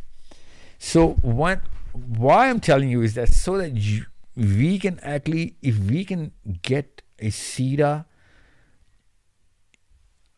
presented to the regular boy, the definition of Islam is going to change automatically. We will bisect the clergy right where we can. You can, obviously. I can't. You can. And you can place the Prophet ﷺ inside the minds of the boys and girls, and they'll redefine honor themselves. See, the fact that I can actually prove, and you'll back me up on this, is that Prophet ﷺ is not dependent on the Muslims to go inside the hearts of the next generation. Allah is doing it himself. If it were up to us, we never talk about him as much as we should. But still every Muslim child is in love with our Prophet ﷺ. That means it's a miracle. It's a miracle bigger than anything else. So if this miracle is going to keep on happening, is going to keep on happening by Allah's accord, that means you and I can become a channel to that miracle and bisect this problem, this cancer that I'm talking about in the clergy, and redefine Islam through the Prophet ﷺ directly. And people are going to gain power, people are going to gain leadership, people are going to gain charisma, people are going to gain the sense of understanding how to talk to people, a big crowd, trying to actually balance the people who are jealous of you and people who love you and are so blind that they shouldn't be so much in love that they're blindly following you. At the same time, these two extremes and going through the problems that we're actually going through right now. So if you can get maybe we can do maybe some kind of like a psychological seerah. That's exactly what I mean. Yeah. If I had said that, people would have thought, occupational hazard, man. This guy had to say. But if you said it, that's why I said you have to teach. We've done an intellectual seerah one for Sapiens. I know. It's more like kind of philosophy of things. Yeah, proving why Islam is true. But this is an interesting angle. So much so that boys will be trained into behaving like him. Because in philosophy, as much as I love philosophy, which because I deal with that as well. Yeah. But it does not, pan into, seeing behavior in the audience. Yeah, of course. Psychology is going to see results, show you results right away. I was even thinking about collating all the ayahs in the Qur'an that describe the human being in psychological terms. I did. I'm going to give it to you. I did that, yeah. I've done that already. Because of the angle of psychology. Yeah, Allah is addressing insan as insan. Exactly. You know what I'm saying? And it's so beautiful because Allah has never praised insan. Exactly. Never. There's not one ayah in the Quran that praises insan. إن الإنسان ربه لكنود. What do you call it? إن الإنسان خلق هلوعا إذا مسه الشر جزوعا. He's anxious. He's panicked. He's impatient. He's always fighting. He's ضعيف. خلق الإنسان ضعيفا. He's كنود. He's greedy actually. Yeah, greedy. So there's so many things there that there's never a generalized praise of a human being. When I said that and I actually opened that, a lot of people started bashing me. خلقنا الإنسان في أحسن تقويم. Whoa, that's the praise of Allah creating insan, not insan. You're correct on this. Yeah. I actually looked at and thought about this. Whenever the human being is spoken about, like in his own terms, it's always a weakness. Yeah. But whenever he's spoken about in any positive terms, or لَقَدْ كَرَّمْنَا بَنِي آدَمَ, or for example, we have dignified human being, or we have علمه It's the البيان. ata. It's the ata. It's not Allah's given it. So he's never giving that praise solely to Yeah. the human being. Not even once. This karamna bani Adam means we have given you. You didn't deserve it. We gave it. And after this ayah ends at كَثِيرٌ مِّمَّنْ خَلَقْنَا. That means don't be. You're not the center of the universe, buddy. No, it's true. Yeah. No, this is a very interesting observation. But just things like this is like, I know that people are watching this and thinking, well, that's a very pessimistic religion. Maybe it's a religion that sees the human being as a very we are dignified only through Allah. Is the message? Yeah, we're given power and izzah and all the good things only through Allah. In fact, Surah Al-Fajr is very beautiful. فَأَمَّا الْإِنسَانَ إِذَا مَا ابْتَلَاهُ رَبُّهُ فَأَكْرَمَهُ وَنَعَّمَهُ فَيَقُولُ رَبِّي أَكْرَمَنِ. The human being is that when he's given good things, he's like, yes, I'm boastfully saying, Allah has given me such and such. وَمَا إِذَا مَا ابْتَلَاهُ فَقَدَرَ عَلَيْهِ رِزْقَهُ فَيَقُولُ رَبِّي أَهَانًا. And then when his provision is constrained, he says, Allah has humiliated me, and so on. Yeah. So the point is a human being has these proclivities, and what Allah is trying to tell us is, beware of this. There's a famous hadith where the Prophet ﷺ says about women that ناقصات عقل ودين. Yeah. And it also is mentioned that they yakfurna al-ashir, that they are very ungrateful in marriages and stuff. And for some reason, some people think this is a very controversial thing. The whole human being is considered to be ungrateful, not just women. Yeah. The men and women are, in the Qur'an, is considered to be ungrateful. Yeah. And that's why Allah gives us then, all these incentives. وَلَئِن شَكَرْتُمْ لَأَزِيدَنَّكُمْ. If you're thankful, then I give you more. وَلَئِن كَفَرْتُمْ فَإِنَّ عَذَابِي لَشَدِيدٌ. And if you're not, then my punishment is very severe. So when you look at these are the negative things. It's like Allah has created a machine. He's telling you what all the negative points of that machine is. Beware of this, beware of that, beware of this, beware of that. You have to fix this machine in these ways. And that's what we have to do. And wallahi, I think it's a very beautiful task. I would like to see your notes on this as well. Like if someone were to go through the whole Qur'an and just do a psychological tafsir or tadabbur, let's not even call it a psychological tadabbur of the ayat of the Qur'an, and then also doing the same thing with the seerah, that would be a new, novel and original thing that I don't think anyone has really done a great job in. Yeah, it's not, and even if either one of us is not doing it, everyone's listening to this. I'm telling you this. That's the basic job. Someone's got to take up this project. Yeah, I agree with that. And it's not it's not an option anymore because we're talking about definitions, and that's philosophy. Okay, we're talking about aligning the reality of what Islam needs. That's philosophy. But what you got to do as a girl or a boy, that's psychology. Okay, and unless there is a manual, everyone's not going to be able to come into the zone or be able to do it. So some thinker, some writer, especially IMS, I'm telling you this right now, this is the foremost project. IMS is our Islamic messaging system, the project that we're doing now, inshallah. Well, tell people about this. IMS is IslamicMessagingSystem.com. It's a free project. Muslims are coming in all over the world, and they're discussing the 4 categories of Allah Azza wa Jal, when Allah the category that Allah Azza wa Jal actually split the whole era of human beings into, the way He, delivered the message, and then in the final era is our Prophet where he combines all 4. يَتْلُو عَلَيْهِمْ آيَاتٍ وَيُعَلِّمُ الْكِتَابَ وَيُزَكِّيهِمْ وَالْحِكْمَةَ. All 4 are in our Prophet. Before that, till Ibrahim alayhi salam, there was no Yuzakim. There was just Yatlu alayhim ayat. But Ibrahim alayhi salam started the Yuzakim era and combined obviously the Yatlu alayhim ayat. And then the Yu'alimul Kitab started with Musa alayhi salam. When Musa alayhi salam was given the Kitab the first time, the ruling came in and the whole Sharia was established.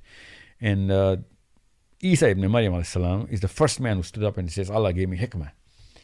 You know what I'm saying? And Prophet ﷺ, Allah Ta'ala in the Qur'an says, in Surah Jummah I'm talking about, that this is a prophet that I'm giving you from you, O Meccans. They're all 4 in one. All of this humanity that we've actually come up to, this all in one is given to you right now.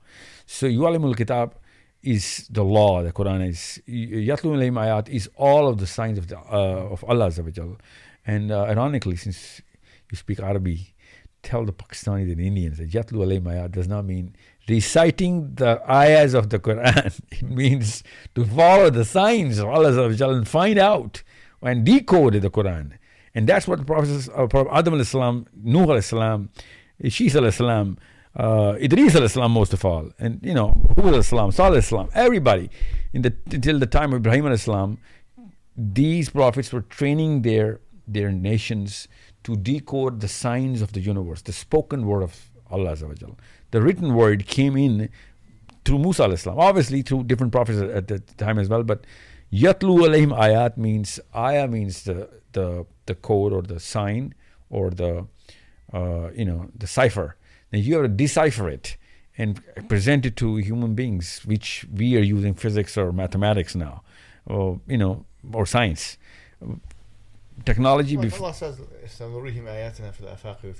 there you go. And see, Allah says, oh, see, and in Surah Nuh or Surah Qamar, correct me, when Allah says to the Prophet, the people of Nuh alayhi salam, can't you see up in the heavens? Now, did they have a telescope? How did they see? Allah is not using a metaphor here. Allah is actually literally saying, can't you see in the heavens? Tara means you see with your eyes. So those signs were being decoded by Nuh alayhi salam right there. The flood came on this planet. We can't be talking about the flood. We're talking about when Allah is telling them to point up to the heavens. And Ali ibn Abi Talib, the Sahih Hadith says that the flood of Nuh alayhi salam came from Majra, the galaxy. This is a Sahih Hadith. This Hadith is quoted from a book which is called the Book of Sahih Hadith, collection from all 6 books. Really? So yeah, but this another turk for the Hadith is from Abdullah bin Abbas as well. He's talking about Majra, the galaxy, and where the flood came in. Look at the change in that one. Yeah. No, let's just assume that they're weak. But 1400 years ago, somebody was thinking on these lines. It's still interesting. Even this week I'll be interested. Yeah, plus it's not a mawdu. This worst case scenario is ضعيف hadith, right? So ضعيف hadith doesn't mean that we can just reject it outright. No, still play around with it. Yeah. So plus when on the hadith of Maraj, which is the Muslim hadith, the one hadith that we have, sure. Prophet saw water, 4 reservoirs of water coming in from the base of Sidratul Muntaha. One is Nile, one is Euphrates, one is the springs of Gihon in Israel, under the Masjid al-Aqsa. Okay, but it flows through under. But it's 350 feet southeast, where the city of David is right now. And the 4th one is dried up, and it was in Arabia.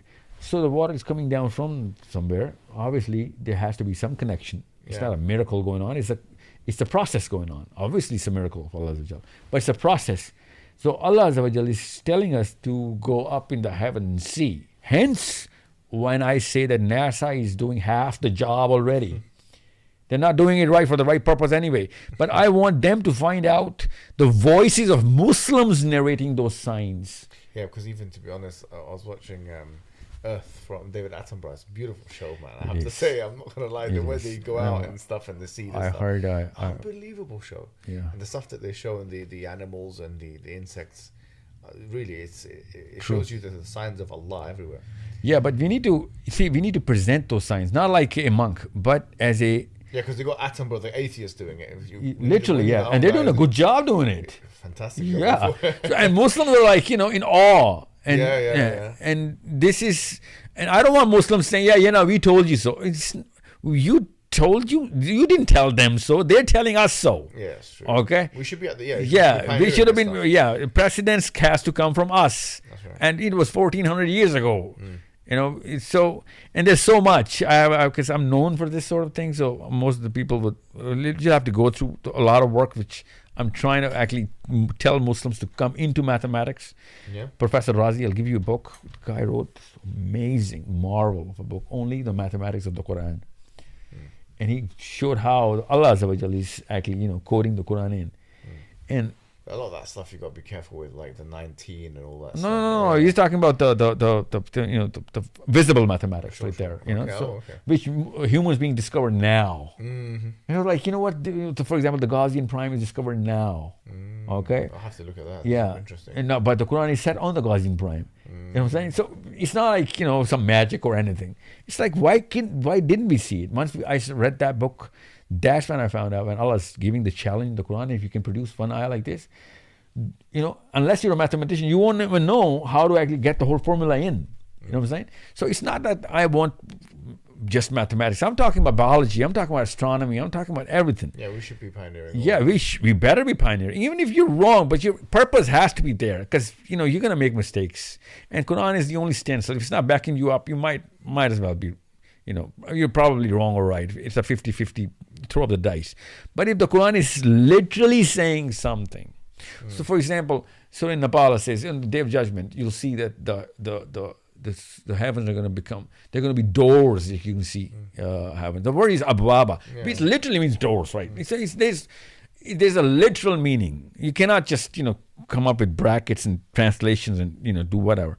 So if some physicist, which there is one working right now in California right now, he's talking about doors opening. Really? Yeah. So, let me give you an example. The gravitational lens is such a common phenomenon in physics. Common means everyone knows about it. It's not happening every time. Everyone knows it. Gravitational lens is when this mic and this mic people standing on this mic will see this mic. But if there is a tiny little black hole on the size of this phone coming in between these two planets, even if they're 100,000 miles across, tiny little black hole like this, which is not visible, obviously, it's just big of a cell phone. But all of a sudden, you know what's going to happen to this mic? For these people, this mic is going to split in two. Oh, wow. That's more of a quantum thing, isn't it? It is, but it's not quantum because it's black. It's a black hole. It's as big as it gets. It's not quantum. And now you put this as Earth, this as a moon, and you put a tiny little black hole in, and the moon is going to split in two pieces. Oh, I see. You know what I'm saying now? And since some black hole might have just come in, that means there's a start of a lot of things coming in. That's why Allah could have said, and I'm just saying, this could be one of the options that Allah says, no, Shaq will come and happen. Now the Day of Judgment is upon you. It's as near as anything now. Because this process has started. Not the Shaq will come, but these sort of things popping up in your system now, in your solar system. Now, because the biggest miracle of the Shaq al-Qamar is not moon splitting in two. Way bigger a miracle is the two halves coming back. That's against every law of physics. You know what I'm saying? Because it's not two pieces of metal or two pieces of magnet coming together. Even if it were a real magnet, they went too far to be, attracted back. So this is not a magnet, by the way. This is just a satellite. A rock splitting. And a split of a rock can happen for many reasons in physics. Sure. But a rock in space with no friction, of no force pulling them back, these two pieces cannot come back. That's against physics. Now that's a way bigger miracle than the split of the moon. You know what I'm saying? But Muslims are not even trained to think on these lines. You know what a Muslim is going to be like? When Allah says that, Allah did it. Well, Allah told us that. Allah didn't do it for His own self. Allah did it for us so that we can think. لَعَلَّهُمْ يَتَفَكَّرُونَ. And still you're not going to think. You're not going to use your brains. What's going on? And I'm telling you this right now. Some Peter or Frank is going to do the math on this. And all of us will be like, oh, we told you so. No, we're not telling him so, okay? Allah told us so that we can tell everybody else. That they can know that this is a superior knowledge. Superior knowledge means dominance hierarchy, means serotonin. People are going to mimic the Muslims only if we lead in these realms. We are still mimicking the West because of their physics and the mathematics. We cannot help it. It's my body. Yeah, but even if China overtakes the West, I feel like these guys are addicted to the Guru complex. That's hence the propaganda. See, that's why I'm saying branding is so important. Yeah, it's true. That's why I said you're going to be asked two questions. I'll be asked one. Yeah. You know what I'm saying? Yeah. Because you got the knowledge and the brand. Alhamdulillah, summa alhamdulillah. You need to be you tread very carefully.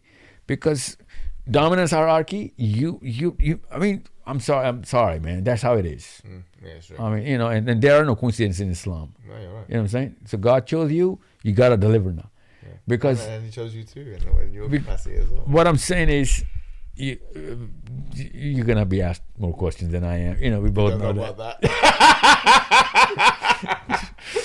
Maybe I'm virtue signaling my own weakness. You know what I'm saying? So what I'm saying is, see, if this is not, if we don't do this right now, people are not going to jump into, you know, dominating the world. Yeah. And I teach this. I train CEOs, and I am the most expensive speaker in Pakistan. I bar none. Look it up, you'll find out. I only train CEOs. If our kids are in physics and mathematics, they'll naturally be dominating. Yeah. Because their physicists are dominating. Their Shakespeare's are not dominating us. Yeah. Oh, you are, because you're English, obviously. I'm Yeah. sorry, I apologize. No, I think Shakespeare is underrated. He's fantastic. There you go. See, domination. I told you. He's got like 30 or 40 words in the dictionary because of him. And that's what your criteria is, so that he can dominate? Oh, he's a literary genius. Okay. So I'm not denying that he's great at what he did. Yeah. What I'm saying is, that dude on the wheelchair, what was his name? Dawkins? And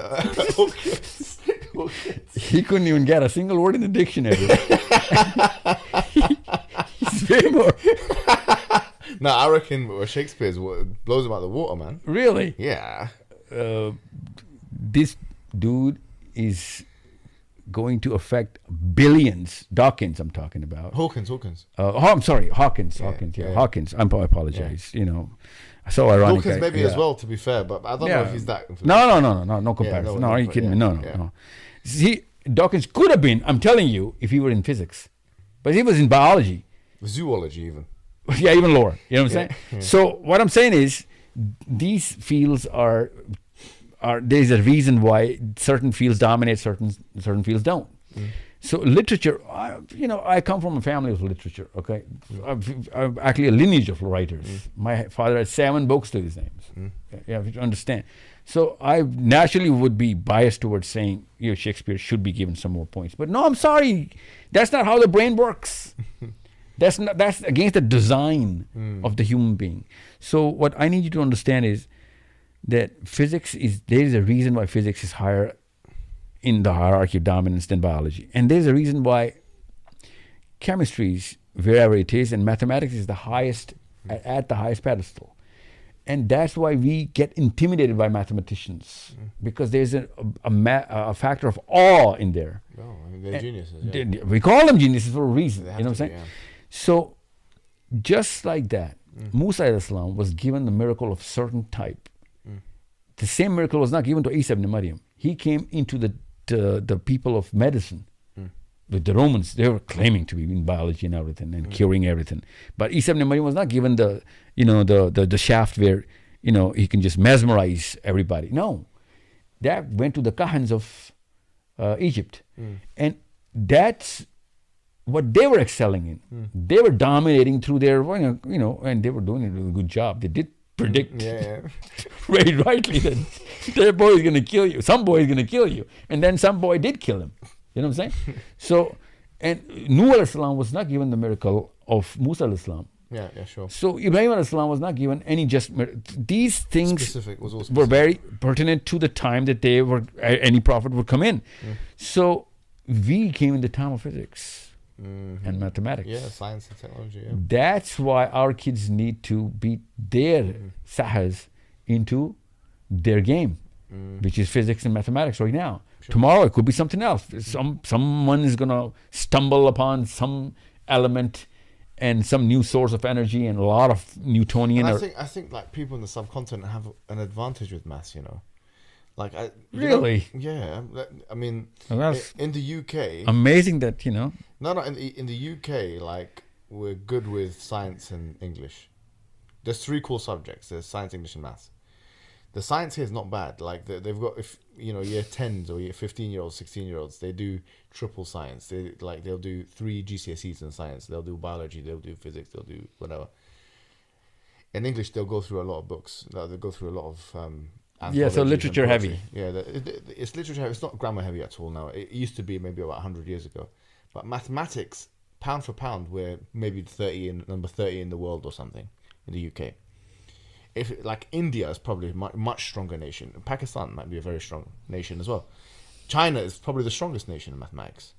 Have you seen those competitions, the mathematics competitions? No, I keep talking about this in my work, in my video so much that since you're saying it, I'm just enjoying the fact that, you know what, see, now this is how the brand takes its grip and health and, you know, impression all over the world.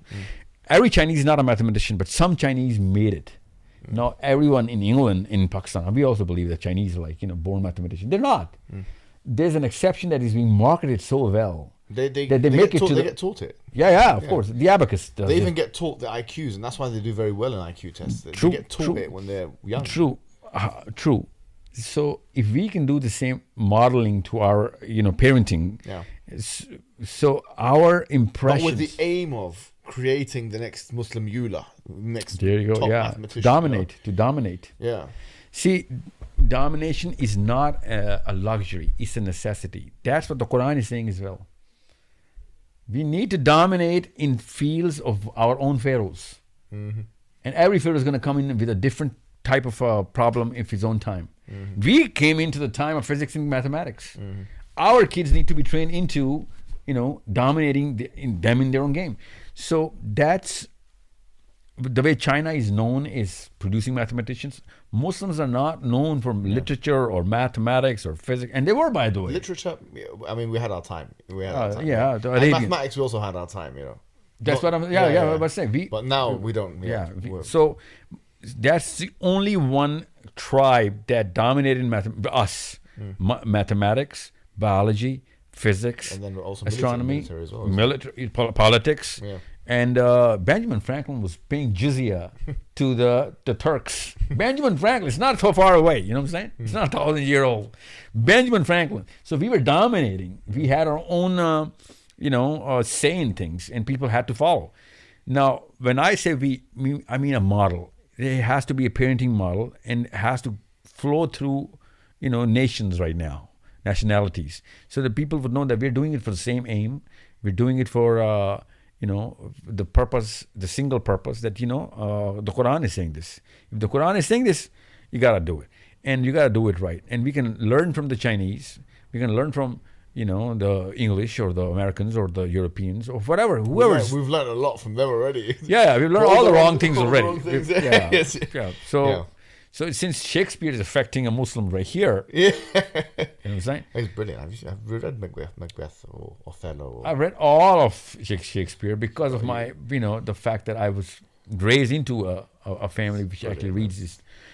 I've practically taught, you know, those people had something, no credit taken away from Shakespeare, because that was the time he was actually calling the shots and whatever. But if the royalty was not backing Shakespeare up, he would not have made it the way he did. He would have been just another bum. He was backed up by every power at that time. You know what I'm saying?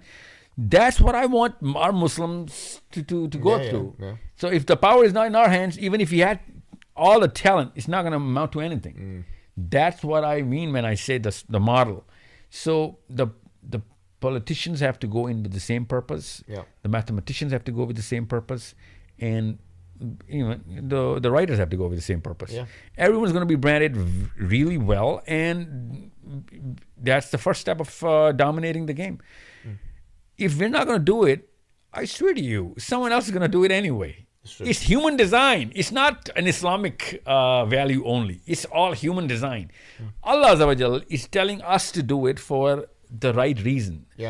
All the prophets dominated. That's why they ruled the thousands of years of literature. No matter if you're atheist or not, you cannot deny the fact that, you know what, there was religion before there was atheism. You know, so domination was done by design. It has to be done by design, and it has to be done for the right purpose. And if you're not going to do it, then you'll have to live with the Nawaz Sharif. And that's why the Prophet said that. The Prophet ﷺ said that اليد العليا خير من اليد السفلى. The upper hand is better than the lower hand. I mean, imagine how simply Allah's Prophet ﷺ is saying. You know, because you know, the upper hand literally means in this hadith the money giver. Okay, you need to understand how we need to gain the resources, but it's so ironic that all the Muslim countries, all of them, no exception, all the people who are dominating those Muslim countries are not dominating for the reason of Quran or Islam. They're literally dominating for their own families, legacies, dynasties, or political gain, or financial gain, corruption, whatever reason that they have. They've literally called the shots on all the Muslims' lives, and in here and in the hereafter as well. And you think we're just gonna get away with the fact that, you know what, I meant good, I wanted to be a good person. That's not gonna cut it in the day of judgment. It's a very simple thing. What was the system that you were part of?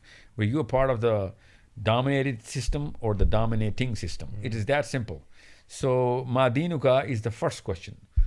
You know, what did you contribute in? It is that simple.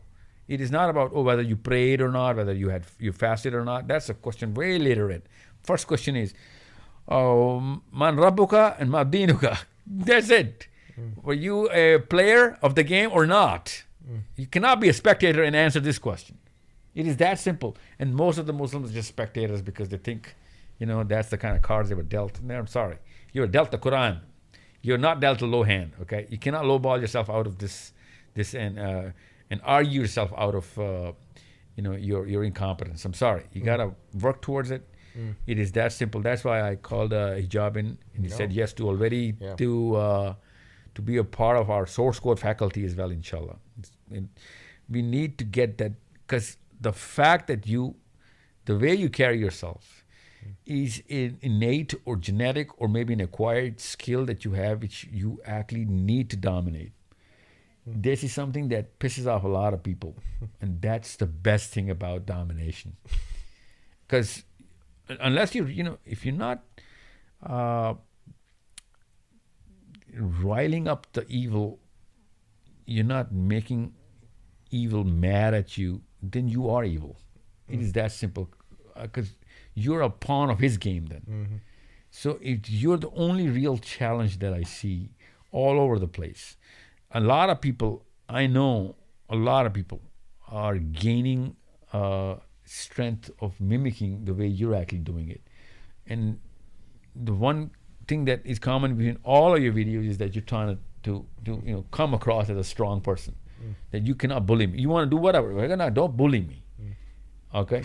So that's something which I need to coming through, not just your presence, but your knowledge, which is going to create that presence, structure your presence, your sense of argumentation, the homework through which you're going to argue, and most of all, the purpose why you're arguing in the first place. So that's why I need this transcending down to at least 3 or 4 generations, so that some genius is going to come up with an improvement plan somewhere. But we got to set the pace right, inshallah. No, you've really hit the nail on the head with all this stuff, and it's been a pleasure having you. And this is one caveat though. You know what? People are going to be thinking that since I talked about other clerics, I'm in love with every Muslim, and everyone is trying at things. Anyone should be aware that we're very, very respectful of all of the scholars. That's why we didn't name any, but we all know that everyone knows that a pacifist. You're gonna spoil it. I don't want to see. لا تلبسوا الحق بباطل. So I have to call a spade here. Allah saying call a spade. There are a lot more problems coming through Muslim clergy in his Muslim mindset than Netanyahu, and Barack Obama's or Donald Trump's. They're not confusing Muslims. Muslims are confusing Muslims. That's what Allah is saying in the ayah. The kuffar are not, addressed here.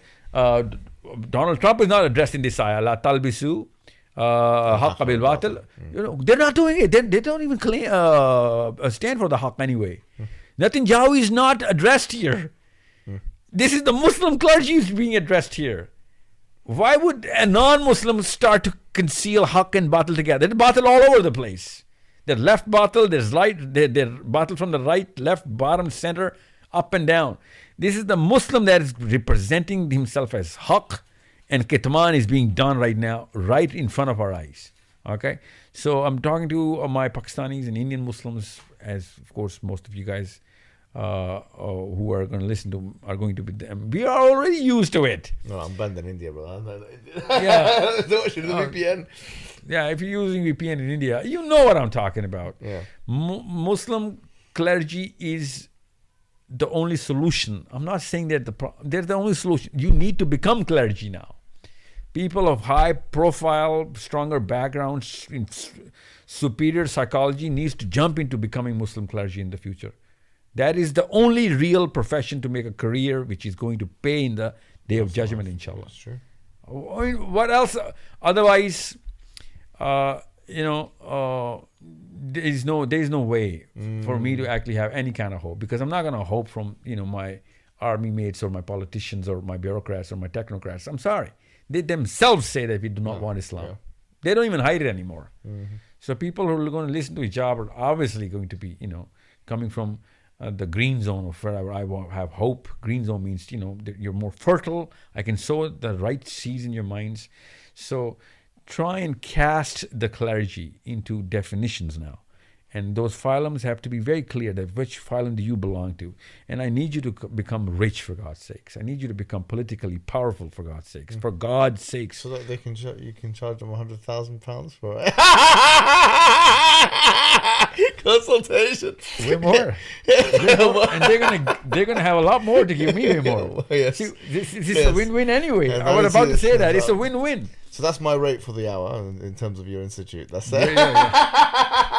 No, what I'm saying is, listen. Oh, yeah? After that, I can get good hourly rate. Way more than that, man. Why are you selling yourself so low? Oh, fantastic. Come on, man. See, this is the English. This is the Shakespearean effect. Okay? No, what I'm saying is, seriously. I think whoever... See, if you're not going to do it, someone else will. No, it's true, and Allah Azza wa Jal says in Surah Muhammad, for God's sakes, imagine the irony that we are the followers of Muhammad. And Allah says in Surah Muhammad, sallallahu alaihi wasallam, said that if you're not going to do it, I'm going to replace you with someone who's going to be better than you. I mean, imagine how painful it will be that people who we believe ourselves as, people of the Qur'an, and people who are going to be replaced are us. I mean, imagine, I'm talking just a religious mind. Think of the pain that Allah is replacing us because we did not qualify. And we are so judgmental that we think that all of those left flanks and those liberals and those, whatever we call whatever, we are better than them. I'm sorry. Allah says, no, there's no nepotism in Islam. You were given this job just like I gave it to the people of Musa alayhi salam and the people of Isa ibn Maryam. If you're not going to do this hakam and that is upon you, and make sure that you live up to it, then Allah is going to replace you. It is that simple. And even if you don't take these words so seriously, I swear to God, there is the day that Allah has designed, which is the most serious day. There's not going to be a single laughter that day, and my words will echo in your ears at that day, that I warned you so. I'm telling you this, that the only real embarrassment is the embarrassment of that day. Okay? You can get away and hide away and turn off this video as soon as you can push a button and go into your bubble where you're the hero of your own movie. Do that. But if you believe that day is going to come to us, that day of judgment, then you got to ante up the game and really ante up, okay? Because this is high stakes we're talking about, highest possible stakes we're talking about, the day of judgment. And you got to show a really good hand that day, that, this is my resume. And you cannot just virtue signal yourself away with, on that day. It's very, very powerful. Very so powerful. I hope everyone, that was amazing. That was that last comment that you made there about the day of judgment. I think that puts things right in perspective. And if people want to come and see or see more of your videos, where would they go? So have you got your channel online? Yeah, it's called Sahil Adeem Podcast now. We have officially put most of my work there. I'm actually doing a homeschooling tour right now in England, right now. And there's going to be public programs for Muslim identity, superior psychology. This is what we're actually trying to do here. Public sessions. Obviously, all of my sessions are free, no matter if it's homeschooling or whatever. Wow. So public Didn't sessions. expect that. You know what? The best part is, this part of your video is gonna go super viral. Okay, so you're gonna make a lot of money out of this.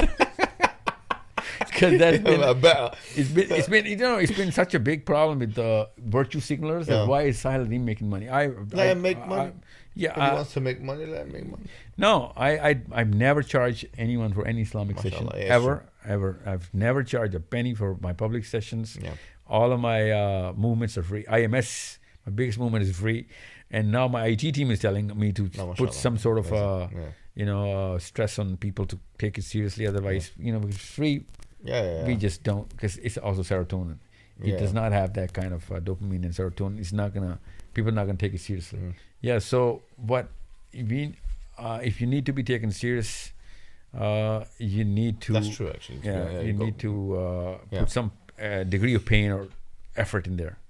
And again, we're not gonna do it. I swear to you, Netanyahu is already doing it. He's doing a good job doing whatever he believes in. So if you're not going to do it, stop complaining then, okay? Your tears are not worth anything if you're not following it up with enough of your legwork. With that, we conclude. Jazakumullahu khairan, and thank you so much for coming. Barakallahu feek. Jazakallah for having me. Wassalamu alaikum wa rahmatullahi wa barakatuh. Hey you! Are you wasting your time on social media again? Your brothers and sisters in Islam Net from Norway are establishing a masjid, a dawah center. Establishing a masjid to convey the message of Islam is one of the best deeds a Muslim can do. There's a huge need for it in Norway.